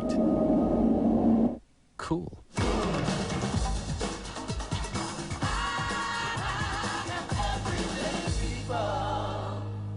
The pyramid builders died of exhaustion. Instead of working in sensible shifts, they never watched hockey. Now they're dead. Watch the NHL on ESPN2 before life passes you by. Welcome back to our 125 main event. John Dowd inching closer to Stefan Roncada. It's a test of endurance right now and a test of strength for Roncada. I think he feels like he's ready to take these guys all the way to the last lap. He's got it in him. He's ridden strong at a lot of the races, but hasn't got the best start, hasn't had this opportunity, and I think he feels confident in his ability. You see, he's holding that inside line right there. It's so hard to pass, but if you drift wide, you let the guy sneak in there. You don't want to get past in the last corner. 5 laps to go. Down to the outside on Roncada. Oh, Dowdy almost got it. That's one of the sections on the track. Oh, Roncada only going for the double. And they go rubber to rubber right now. Let's see if they can scratch a little plastic. Here comes Villeman. Villeman making a move on down. You don't know which rider to look at one time. This whoop Here section. comes Villeman. This whoop section could mean the difference. The guys that get a good run at it out of the corner, get a little braver towards the end, are going to really be able to make up some time through there. Ramsey moves into 4th in front of Schnell now, but our attention is out in front with 3 riders just riding their hearts out. Roncada, Dowd, Villeman in that order. They're going as hard as they can go, and right now Ramsey is actually making up time on them, so this could become a 4-way battle at the very end. And the laps are winding down. Here comes Dowd on Roncada. They're going for the triple there, all 3 of them. Brian Berry telling Dowd to get mean. Here comes Dowdy on the outside. Oh, he just can't quite get the angle on Roncada. We've got some lappers in front, though. Let's see what line they pick. Roncada to the inside. Dowd, Villeman cuts in front of Dowd. Dowd to the outside. The lappers will get in the way, and Villeman is nosed out. He's boxed out right now. This is a great fight. Here comes Dowd on Roncada. Bar to bar. Villeman cuts inside, and they both bar to bar by him. Oh, my goodness gracious. Dowd actually had to move his elbow in to keep from locking bars with Roncada there. Dowdy gets the jump, takes the lead. Oh, that'll make Brian Berry happy. Get mean. That's what he was talking about. 3 laps to go. And look at Ramsey right there. Taking on Villeman, David Bailey. They've both gotten by Roncada. One mistake. They almost scraped the plastic. Okay, now it's John Dowd. Villeman in 2nd place. Ramsey battling it out now with Roncada. Villeman. The last thing Dowd wants to see in his side mirror is Villeman breathing down his neck. If that could just be Roncada or somebody else, be a little bit better the way Villeman's ridden lately. Dowdy trying to hold on for his 6th career 125 win, his 2nd of the season. Dowd with 2 laps to go. Villeman, though, riding smoothly, looking for opportunity.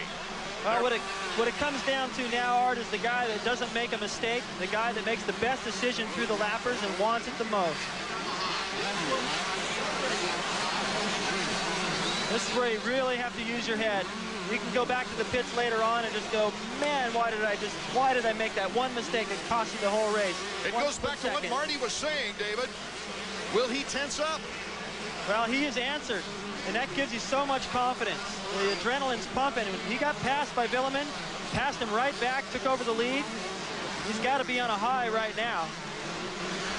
Weeding through the lappers, Marty.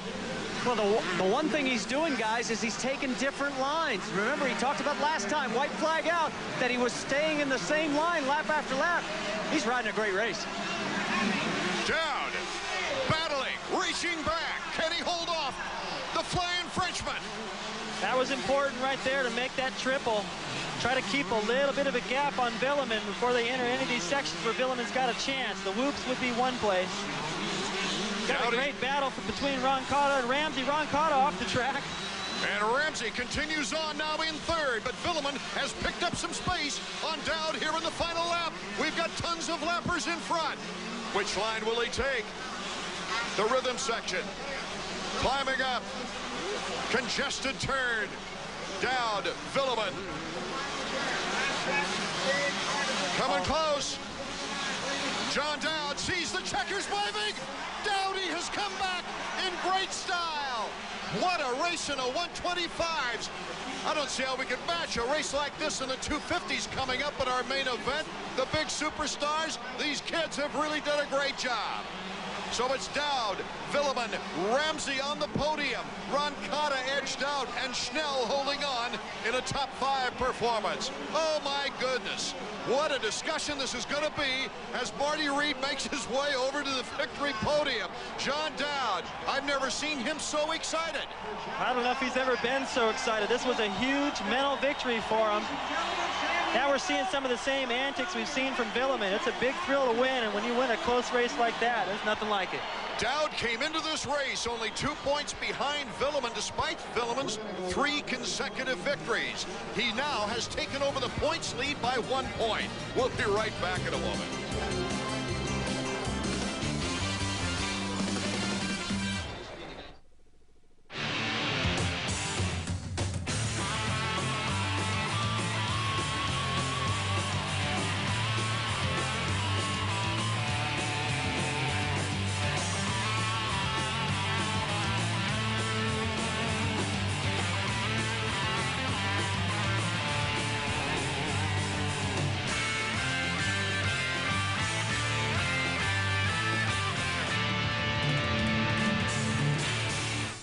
Dust bunnies under the chair, dust so thick it's everywhere? You need Static Duster, the cleaning sensation that cuts cleaning time in half. Charge Static Duster on any TV screen. The charge is so powerful, dust and dirt leap onto the wand. Clean, delicate collectibles. Great for louver doors and blinds, grids and grills. Clean the screen under the machine. Great for all your electronics. Static Duster slips into shelves, snakes around corners, dust leaps off plants and soak flowers. Now order Static Duster for only $14.95. But wait, you get a second Static Duster with extension handle. It stretches to reach moldings and bends for hard-to-reach places. As a bonus, you get the Tiny Duster. The complete kit only $14.95, but we're not through yet. You'll get Stain Ender, the miracle remover that blasts away stains. It's a $20 value, and it's yours free when you order Static Duster. Here's how to order.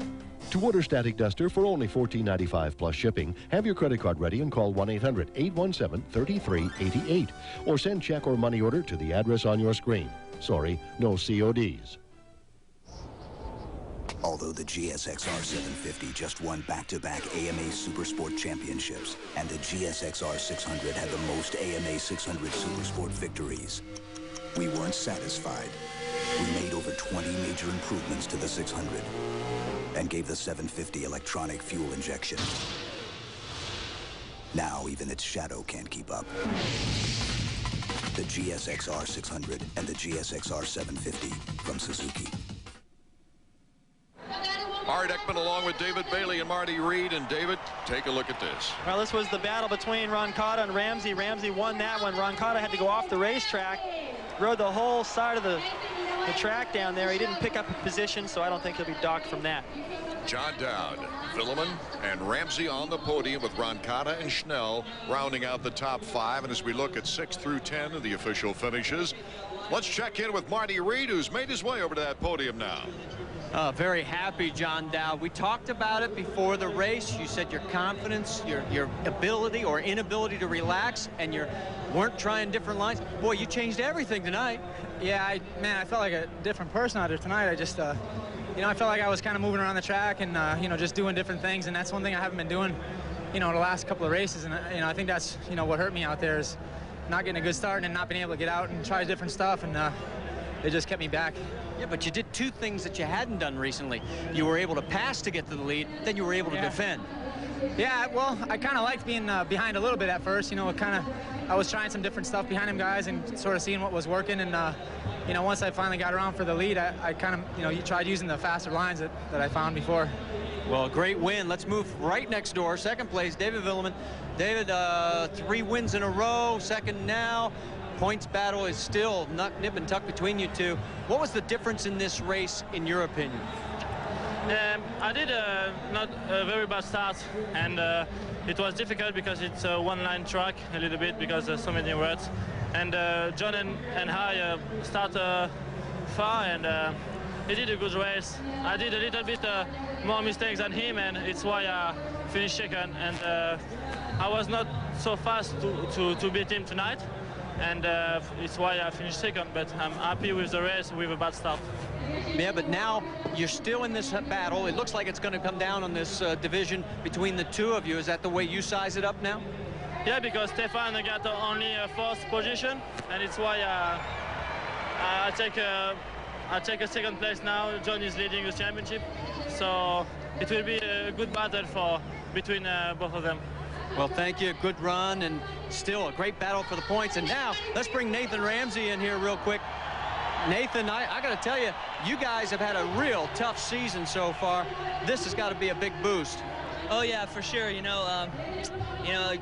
you can tell, the first few races didn't go like I wanted them to. I came out really hard, and I felt really fast. I just kind of fell, and then for the last two races, I kind of backed it down, and I think that's not my style. I'm kind of on the edge, go for it rider, so that's what I got to do. And I feel like I'm back, and I feel strong, and I think that next time I'll get a good start and see what I can do then. Well, next time, guys, is Indianapolis. Ramsey adding 20 points to his points chase, and but we look at the top, and that's where John Dowd has reestablished himself as the points leader. And of course, in the regional divisions of 125, the West and the East, you don't have 16 races for a season. You have 7 for the West and 8 for the East. This time, it's important that you get the edge. The time has come now when the sport's very best go at it for 20 laps, non-stop action. McGrath, Lusk, Emig, Larocco, and their friends are next from San Diego.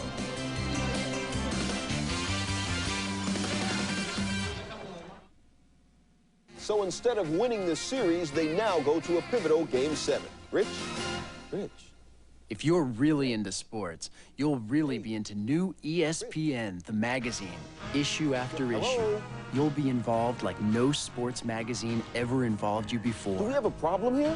ESPN, the magazine, is big.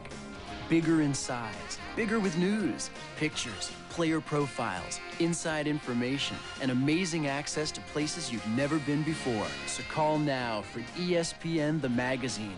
Get 26 issues, a year's worth, for just $1 an issue, saving you over 66% off the newsstand price. And you'll get this great freebie. T-shirt! The ESPN The Magazine T-shirt. 100% cotton with the world-famous ESPN The Magazine Bullseye logo. ESPN The Magazine. At last, you have something to do when you're not watching ESPN. Call 1-800-987-7766. It can get competitive here at SportsCenter. So Charlie says you're maybe the 50th best heavyweight. In the world? In Georgia. But when there are differences, we keep it in the family. Oh, yeah, and Steve Levy sits over here. He's the one who called you Puke-a-boom. Hey, Jeff, don't forget your stick. And keeping it in the family has made our family stronger. Charlie, come on out and get your whooping. Charlie, come on out. Stanley.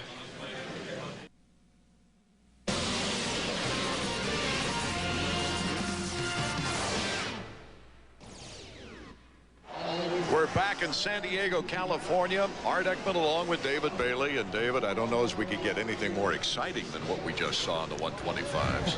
Well, I think we have the makings of it because it's the design of the racetrack that's so tight and so technical, and it's pretty wide open and a lot of decisions to make, different ways to do the obstacles. I think that keeps it close, and you got Wyndham up there running strong. Henry's in there to add to the Lusk-McGrath show. And I think we could look at the same thing again. And we've been extremely lucky, especially when you consider the weather of the past few days here in the Southern California area. Marty Reed, how's that track looking? I'll tell you guys, it's in excellent shape. Now, it may be in certain areas a one-groove racetrack where you're going to have to stick your nose in and sort of fight your way through the corner. But right now, I mean, we couldn't ask for anything better, especially with the forecast the way it was supposed to be with our good old friend El Nino. With his first win of the season, Jeremy McGrath leads Lusk by 12 points as we take a look at the Suzuki point standings. Emig slipping 22 back. Wyndham and Larocco rounding out the top 5 with Huffman, Craig, Hughes, Ward, Pichon, and Henry all knocking on the door for top 5 positions. The parade lap taken by most of the riders. You see number 3, Ezra Lusk, going toward the gate area right now. The starting grid, including Doug Henry in that 4-stroke. I got to think that if Jeremy McGrath gets the kind of start he did in the heat race, David Bailey, that's a big factor on this track to the start. Well, he got out of the gate so good in the heat race. I think even if he gets out of there worse, that's still going to look like a hole shot for him. And this kind of track really plays in his favor. The tighter it gets and the more technical it gets, the more McGrath shines. And the way he rode the heat race, if he gets a start, I think he's a goodbye. Win number 2.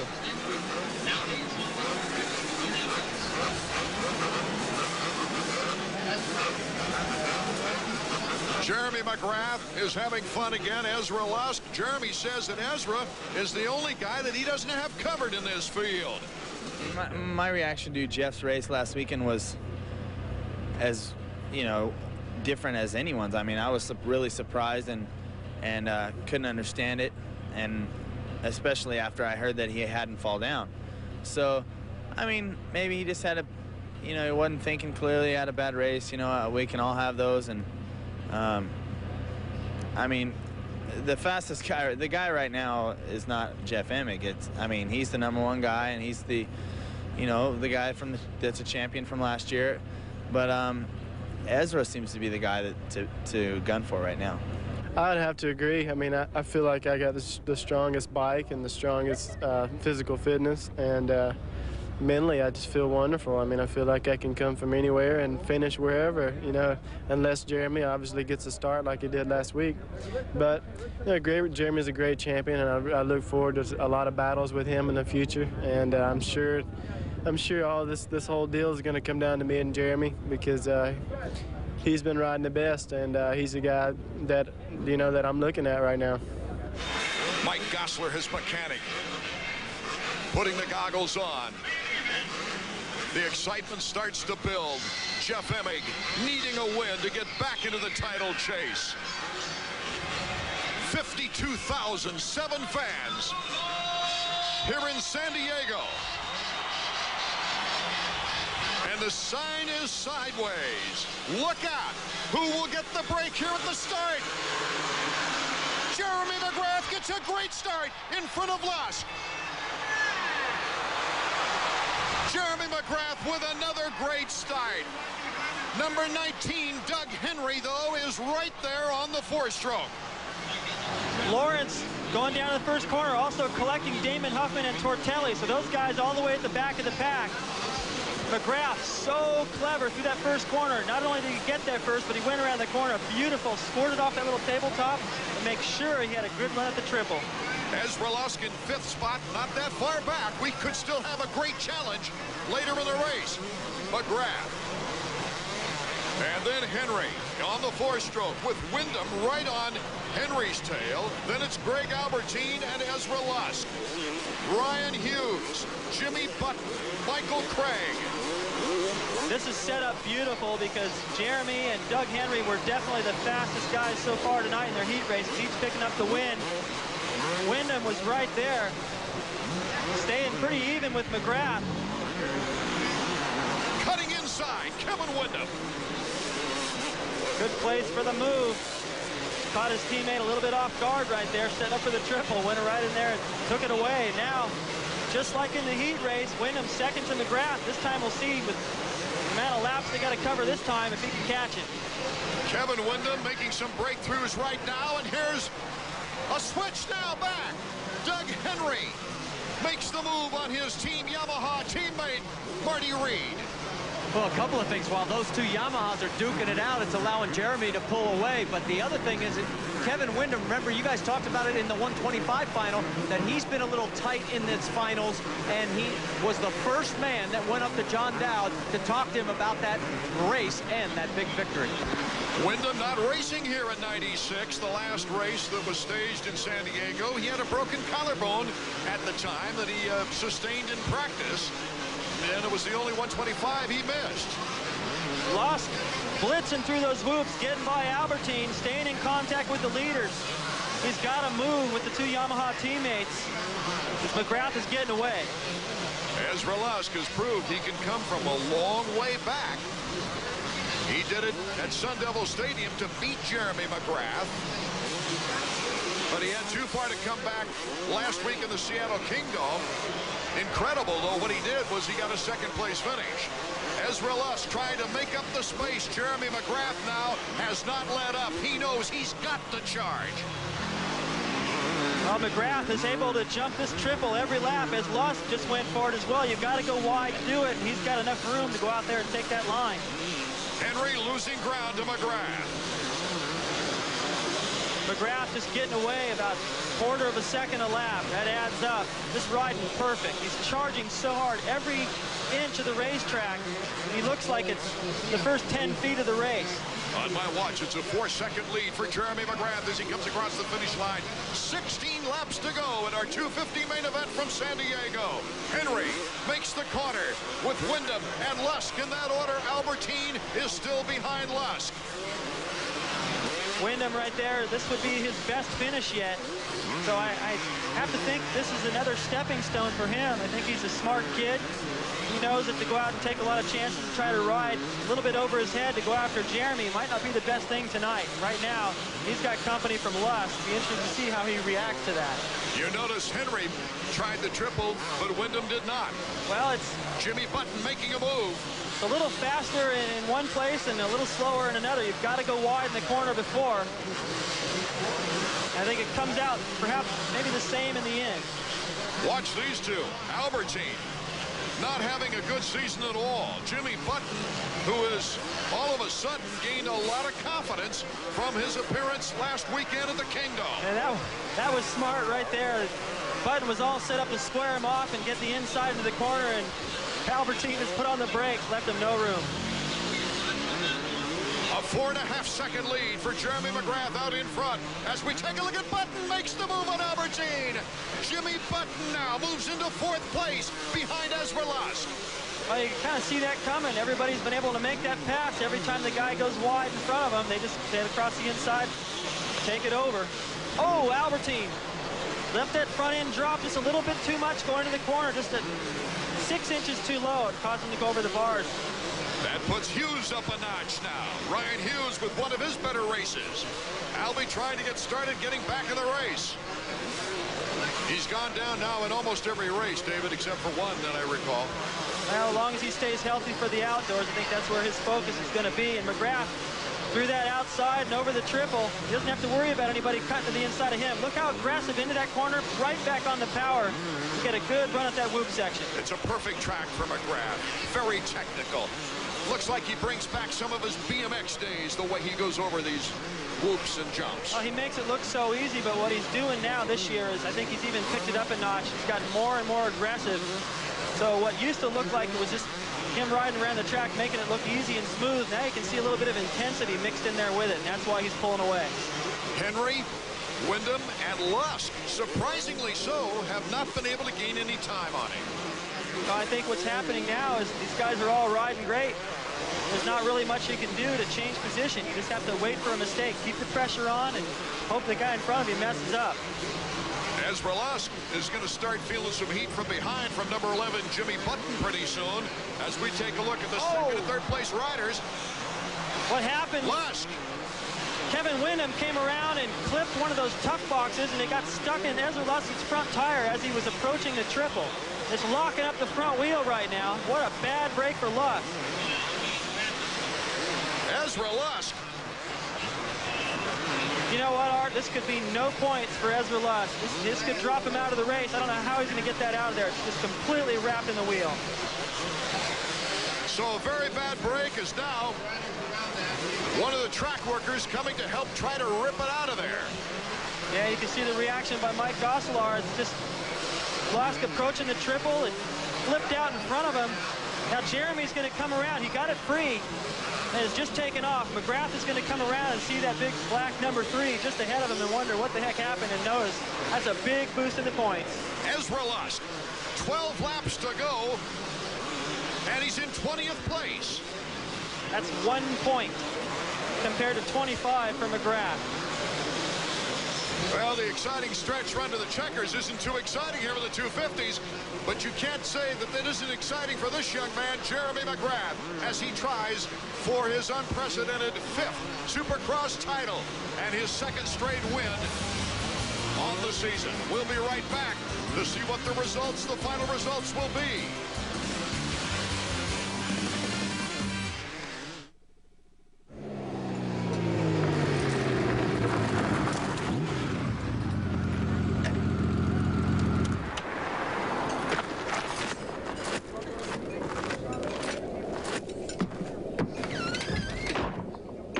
Listen up.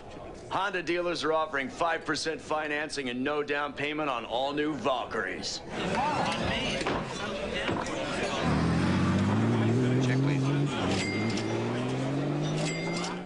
It's that time of year again, tax season.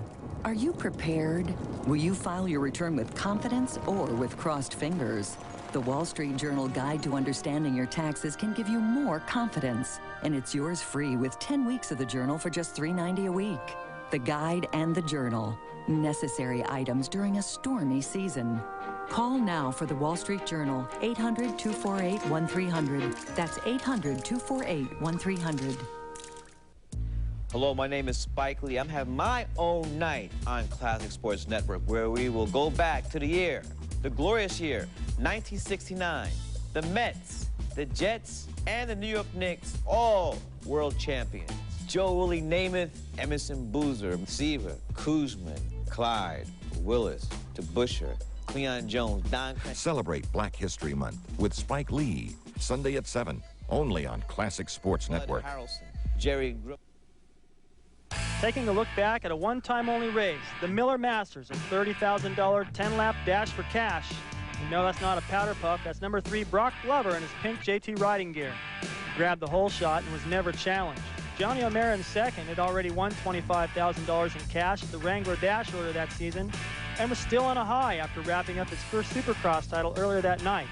But by the midway point, his teammate Lachine had moved around and taken over second for good. Even O'Mara had to battle the hard-charging Jeff Ward, fresh off a main event win just moments before.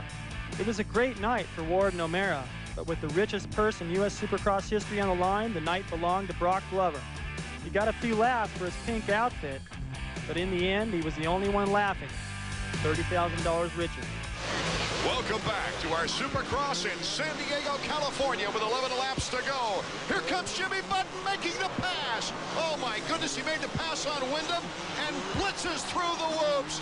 Jimmy Button really showing us some talent on that Chaparral Yamaha. Boy, how's that for confidence? Just blow by those guys and just completely demoralize them. Jimmy Button, who's got a boost of confidence from last week, obviously, just rode right through these guys. Now they're going to be on the podium together, he and his teammate. Oh, Marty Reed with a difficult assignment right now. Well, I'm down here with Mike Gosler, and we finally found something that can slow your guy down. Yeah, it looks like he got one of the hay bale covers wrapped up in his front wheel. I don't know if he hit it or if it was out on the track, but it stopped his wheel pretty good. He was 20th with 12 laps to go. What do you think he can get back? It's hard to tell with these conditions, you know. Hope he tries as hard as he can. Well, Mike Gosler's been encouraging him every lap by, guys. He's in 19th right now, passing Sebastian Roy. And it's got a little ways to go to catch up with Steve Lampson. Yeah, it's his teammate. You can bet that Honda will be telling Steve, you know what, that can you just move over a little bit? Our Suzuki leaderboard, McGrath, and surprisingly Jimmy Button coming out of nowhere. Kevin Wyndham, Doug Henry, and Ryan Hughes, a top 5 performance. You know, Rhino, really the first time he ever opened some eyes was right here in San Diego. That was his rookie season on the 250s. He got a podium spot. He's also been really frustrated with the way he's been riding lately. Hasn't been able to put it together. I think he did some things to the bike this week, too, that makes him feel a little bit more comfortable out there, and it came at a good time. Good city, place where he's done well before, and it always feels good coming back there. The last time Jeremy McGrath came and going down right in front of us now, it is Doug Henry. Another bad break, another good break for McGrath. Well, Henry's going to lose about 5 spots in that. Now Dyson with Tortelli. McGrath is way out front. And he'll see up ahead of him the two Honda teammates, Lamson, who he's about to lap, and Lusk, who's moved around. But the bad news for Lusk is if he looks up the racetrack, there's only about 2 or 3 guys within his reach before the end. So he's not going to gain very many points here tonight. Larry Ward starting to make a move now on Ryan Hughes. Ward, number 4 on the Team Suzuki. Ryan, Team Kawasaki. The last time Jeremy McGrath came to San Diego, David, he was riding as well as he's ever ridden. Made it 5 in a row on the season. And that was that great season, of course, in 1996, where he lost only 1 race. Well, I saw a T-shirt floating around Seattle that said, Mac is back, and the streak starts here. We just may see another streak. Well, he has won 4 straight here in San Diego. I don't know if he can get a better streak than that. Ricky Johnson could only do 2. LaRocco. You see him coming into the picture now behind Larry Ward. Not far behind these guys. Pichon on the Suzuki is starting to close the gap as well. So a great battle shaping up here behind Rhino. Rhino, number 10, dealing with that bad back. This has been really the first week that he's been able to ride during the week. It was all rehab 2 weeks before. Here comes Larry Ward. Ward trying to show him a wheel. Goes to the inside. Can't get the power out of the turn. You can see it in Tortelli down. Yeah, more problems. He went down early, got connected in the first corner with Huffman and Phil Lawrence having to come from way behind. And out of the points now, I don't see he's going to make a big run for the lead here at the end. About a 7-second lead for Jeremy McGrath. Larry Ward trying different lines, everything he can do. Oh, Ryan getting sideways. If Ward had been a little closer, he could have high-sided right off his back tire. 6 laps to go. Larry Ward trying to make it now. 3 wide off the circle. That gets a little tight. And of course, Ward, getting that 4th place in Seattle, was running in a podium spot many, many laps. I was about to say that it's a little dangerous for Ward to try to go out and take any chances, take any different lines to find his way around Rhino, because LaRocco could sneak in there and do it. Here's LaRocco. Just as you thought about it. Scraping machines. LaRocco and Ryan Hughes with Larry Ward trying to be the opportunist behind them. Rhino holding true. He's a tough rider. 5 laps to go. Jeremy McGrath with it in the bag, it looks like. Of course, we said that in Seattle a few years ago when he got a flat tire. Jimmy Button in 2nd place, his teammate. And Kevin Windham looking for his first podium of the year. Hughes in 4th with LaRocco, Ward, and Pichon the order. Larry Ward to the inside on Mike LaRocco. Oh, he squeezed by that. I'd like to see Larry do that, fight back, because he got past and thought, well, that's that. And I think LaRocco's making his charge. Let's take a look at the Honda stopwatch now. Jeremy McGrath already out of our picture, and Jimmy Button coming around, picking up some time on him. But Jeremy McGrath not really too concerned about it. No, I don't think so. About 12 seconds back to Windham, who I'm really impressed with. The way he's riding, he's still, if he can finish here, is going to be the only guy besides Jeremy to make the podium at every round so far, and picking up the pace with each round. Not really making the podium, everyone, well, but making a single-digit finish. Right. Most consistent. Everyone else has had a double-digit finish so far this season. Ward, number 4. Oh, look at this battle between these 3. That's incredible. Trying for the block pass and got past. These guys are just glued together. One mistake can cost you a couple positions. Oh, this has got to be fun. Hughes and LaRocco. McGrath turning 51-second lap times consistently. Hasn't flinched. LaRocco, of course, his sponsors Jack in the Box right here. Their hometown is San Diego. He's putting on quite a show. Let's go down to Marty Reed. Couple of quick points. First, Ryan Hughes, you're dead spot on, guys. He said right before this race, I said, how you feeling? He says, excellent. He says, I'm 100%. Secondly, Suzuki, one of the things that Jimmy Button, and we've talked about before, and all the Yamaha guys have been training together. Not so with the Suzuki crew. Everybody's sort of been training on their own, and it may be one of the factors why Suzuki has not been running up front. And it's a Suzuki rider right now, David Bailey, really putting on the push, and it's number 16, Mikel Pichon. He's right behind Hughes and Ward. LaRocco making the move, Ward making the move, and there's Pichon. 3 riders getting by. Tortelli has gone down again, and Lusk has actually been able to climb a little further into the field than I thought. So he's gaining valuable points that can really mean a big difference at the final round. Jeremy McGrath looking for his 5th straight win here in San Diego, and that's not counting 125s. In Seattle, of course, becoming only the 2nd rider in Supercross history to win on 3 brands, winning on the Suzuki last year. Ward is giving chase to LaRocco as we check out Jeremy McGrath. 1 lap to go. Jeremy McGrath with the white flag as Button goes by. He might show San Diego a knack-knack over here on this final triple.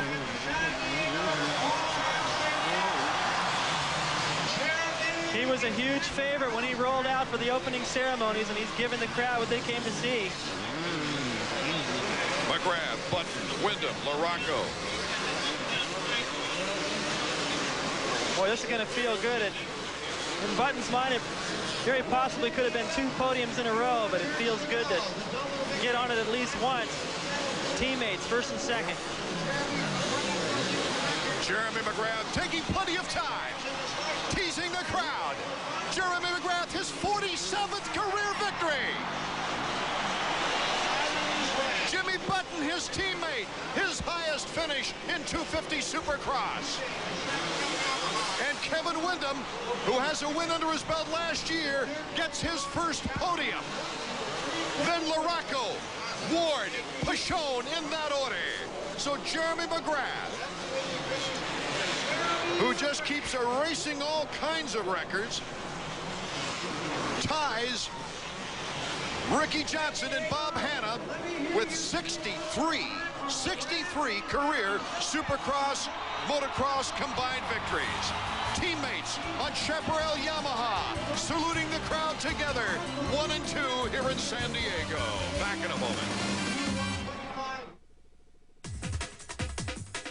On your left are the Suzuki motorcycles you want. On your right are the accessories you want. Left, bikes. Right, accessories. Bikes, accessories. Straight in front of you is the great deal you've been looking for. Now during Suzuki Fest 98, get $500 worth of accessories free and choose from great deals like 0 down or low APR financing on selected models. So march right in. Left, right.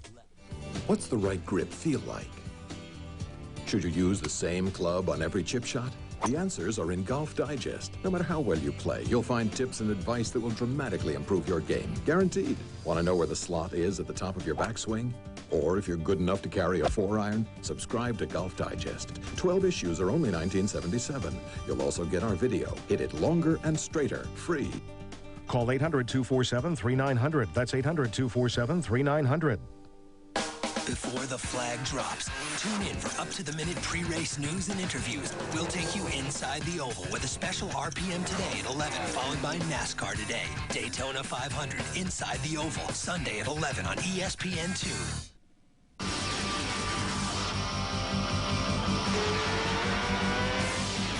AMA Supercross has been brought to you by Honda Motorcycles, celebrating 50 years with great deals during Honda Dream Days. And by Suzuki Motorcycles and ATVs. Now during Suzuki Fest 98, get $500 worth of accessories for free and choose from great deals like 0 down or low APR financing on selected models.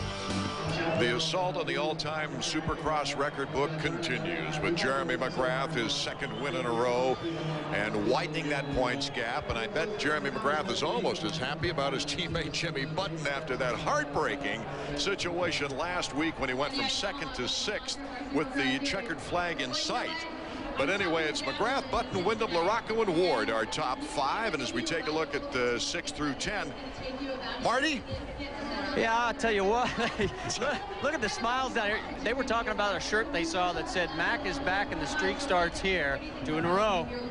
Yeah, I'm really happy. My Chaparral Yamaha is working really good. My Bridgestone tires. You know, it's been a long time since I've had confidence like I do now, and I'm afraid it's going to have to snowball from here. So is the season over? Should we just stop running these races? No, we can't count our chickens yet until they hatch, but, you know, I'm feeling really good. I'm extremely excited for our team. You know, my teammate Jimmy Button up here comes in second, and, you know, if we can keep going 1-2 sweep, we'll be on heaven. This is the best finish by Team Chaparral ever. Let me bring Jimmy in here. All the frustration of last week, we talked about in the heat race that you made it a positive, and man, it paid dividends. Yeah, for sure. You know, last week I could have gotten really, down on myself for the mistakes I made, but, I turned it into a positive, a learning note. So, it just showed today. I got a really bad start in the main, but, I just kept going forward. I saw Jeremy up front. I knew my lap times were about the same as his, so I just kept going, and I got everybody, and only one guy didn't get, but that's all right.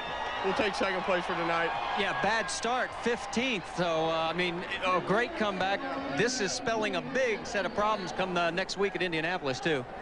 Yeah, for sure. The bikes are working great. Kel Carruthers, Bridgestone bikes working awesome. And, hopefully I can just, keep going, and hopefully me and him can go 1-2 the rest of the year. Get a points lead for Jeremy, put me in second. I'm pretty far back right now, but it'll be pretty good. All right, Jimmy, thanks a lot. Let's get Kevin Wyndham over here real quick. Kevin, here, just come on right in here. The stage isn't that big. 1, 2, 3 sweep for Yamaha, and I saw you talking to John Dow right after his win. What did he tell you that helped? He just told me all the good lines out there. John rode a great race, and John's just one of the best guys out there. And I was so happy to see him do good, and it was mostly congratulate him. And he came and told me some good lines. So we all work together as a team, and we all test together, and our bikes are working great for us. And it's just a wonderful night, and all the work's finally paying off. This program, we talked about it also, the fact that you guys are riding together, everybody, it's really paying very big dividends. Oh, exactly. Jeremy's on top of his game right now, and he's been there, with as many championships as he's won, and it's just incredible right now. So, you just can't beat it whenever you got so many guys that cooperate and we all get along, and it's just great. Well, guys, this is a formidable win for Yamaha. 1, 2, and 3. And David Bailey at the beginning of the season, when they lost Ezra Lusk, things were looking like for Keith McCarty, gosh, how do we reassemble this team? But then all of a sudden, Chaparral steps up with an independent contract for both Jimmy Button and Jeremy McGrath, and of course they had the young superstar in the making, Kevin Wyndham, already signed up, and boy did they come through here tonight. As we take a look at the Suzuki points standings, Jeremy McGrath extending it to 114 points now as we look forward to the round in Indianapolis. Lusk, such a bad break, and Emig now can feel Wyndham behind him in the points race as they battle it out for the top 3. So it really an exciting evening. Different types of scenarios, David. Well, McGrath has definitely established himself as the guy to beat, the guy that can go out there and intimidate everyone. If they look over their shoulder to see number 2, it's going to worry him again like it did in '96. And Emig still hasn't found his rhythm. The Mac is back. Art Eckman, David Bailey, Marty Reed, thanking you for being a part of our Supercross family and hoping you can join us next from Indianapolis, Indiana, for our next round. Supercross 98, a presentation of ESPN, the worldwide leader in sports.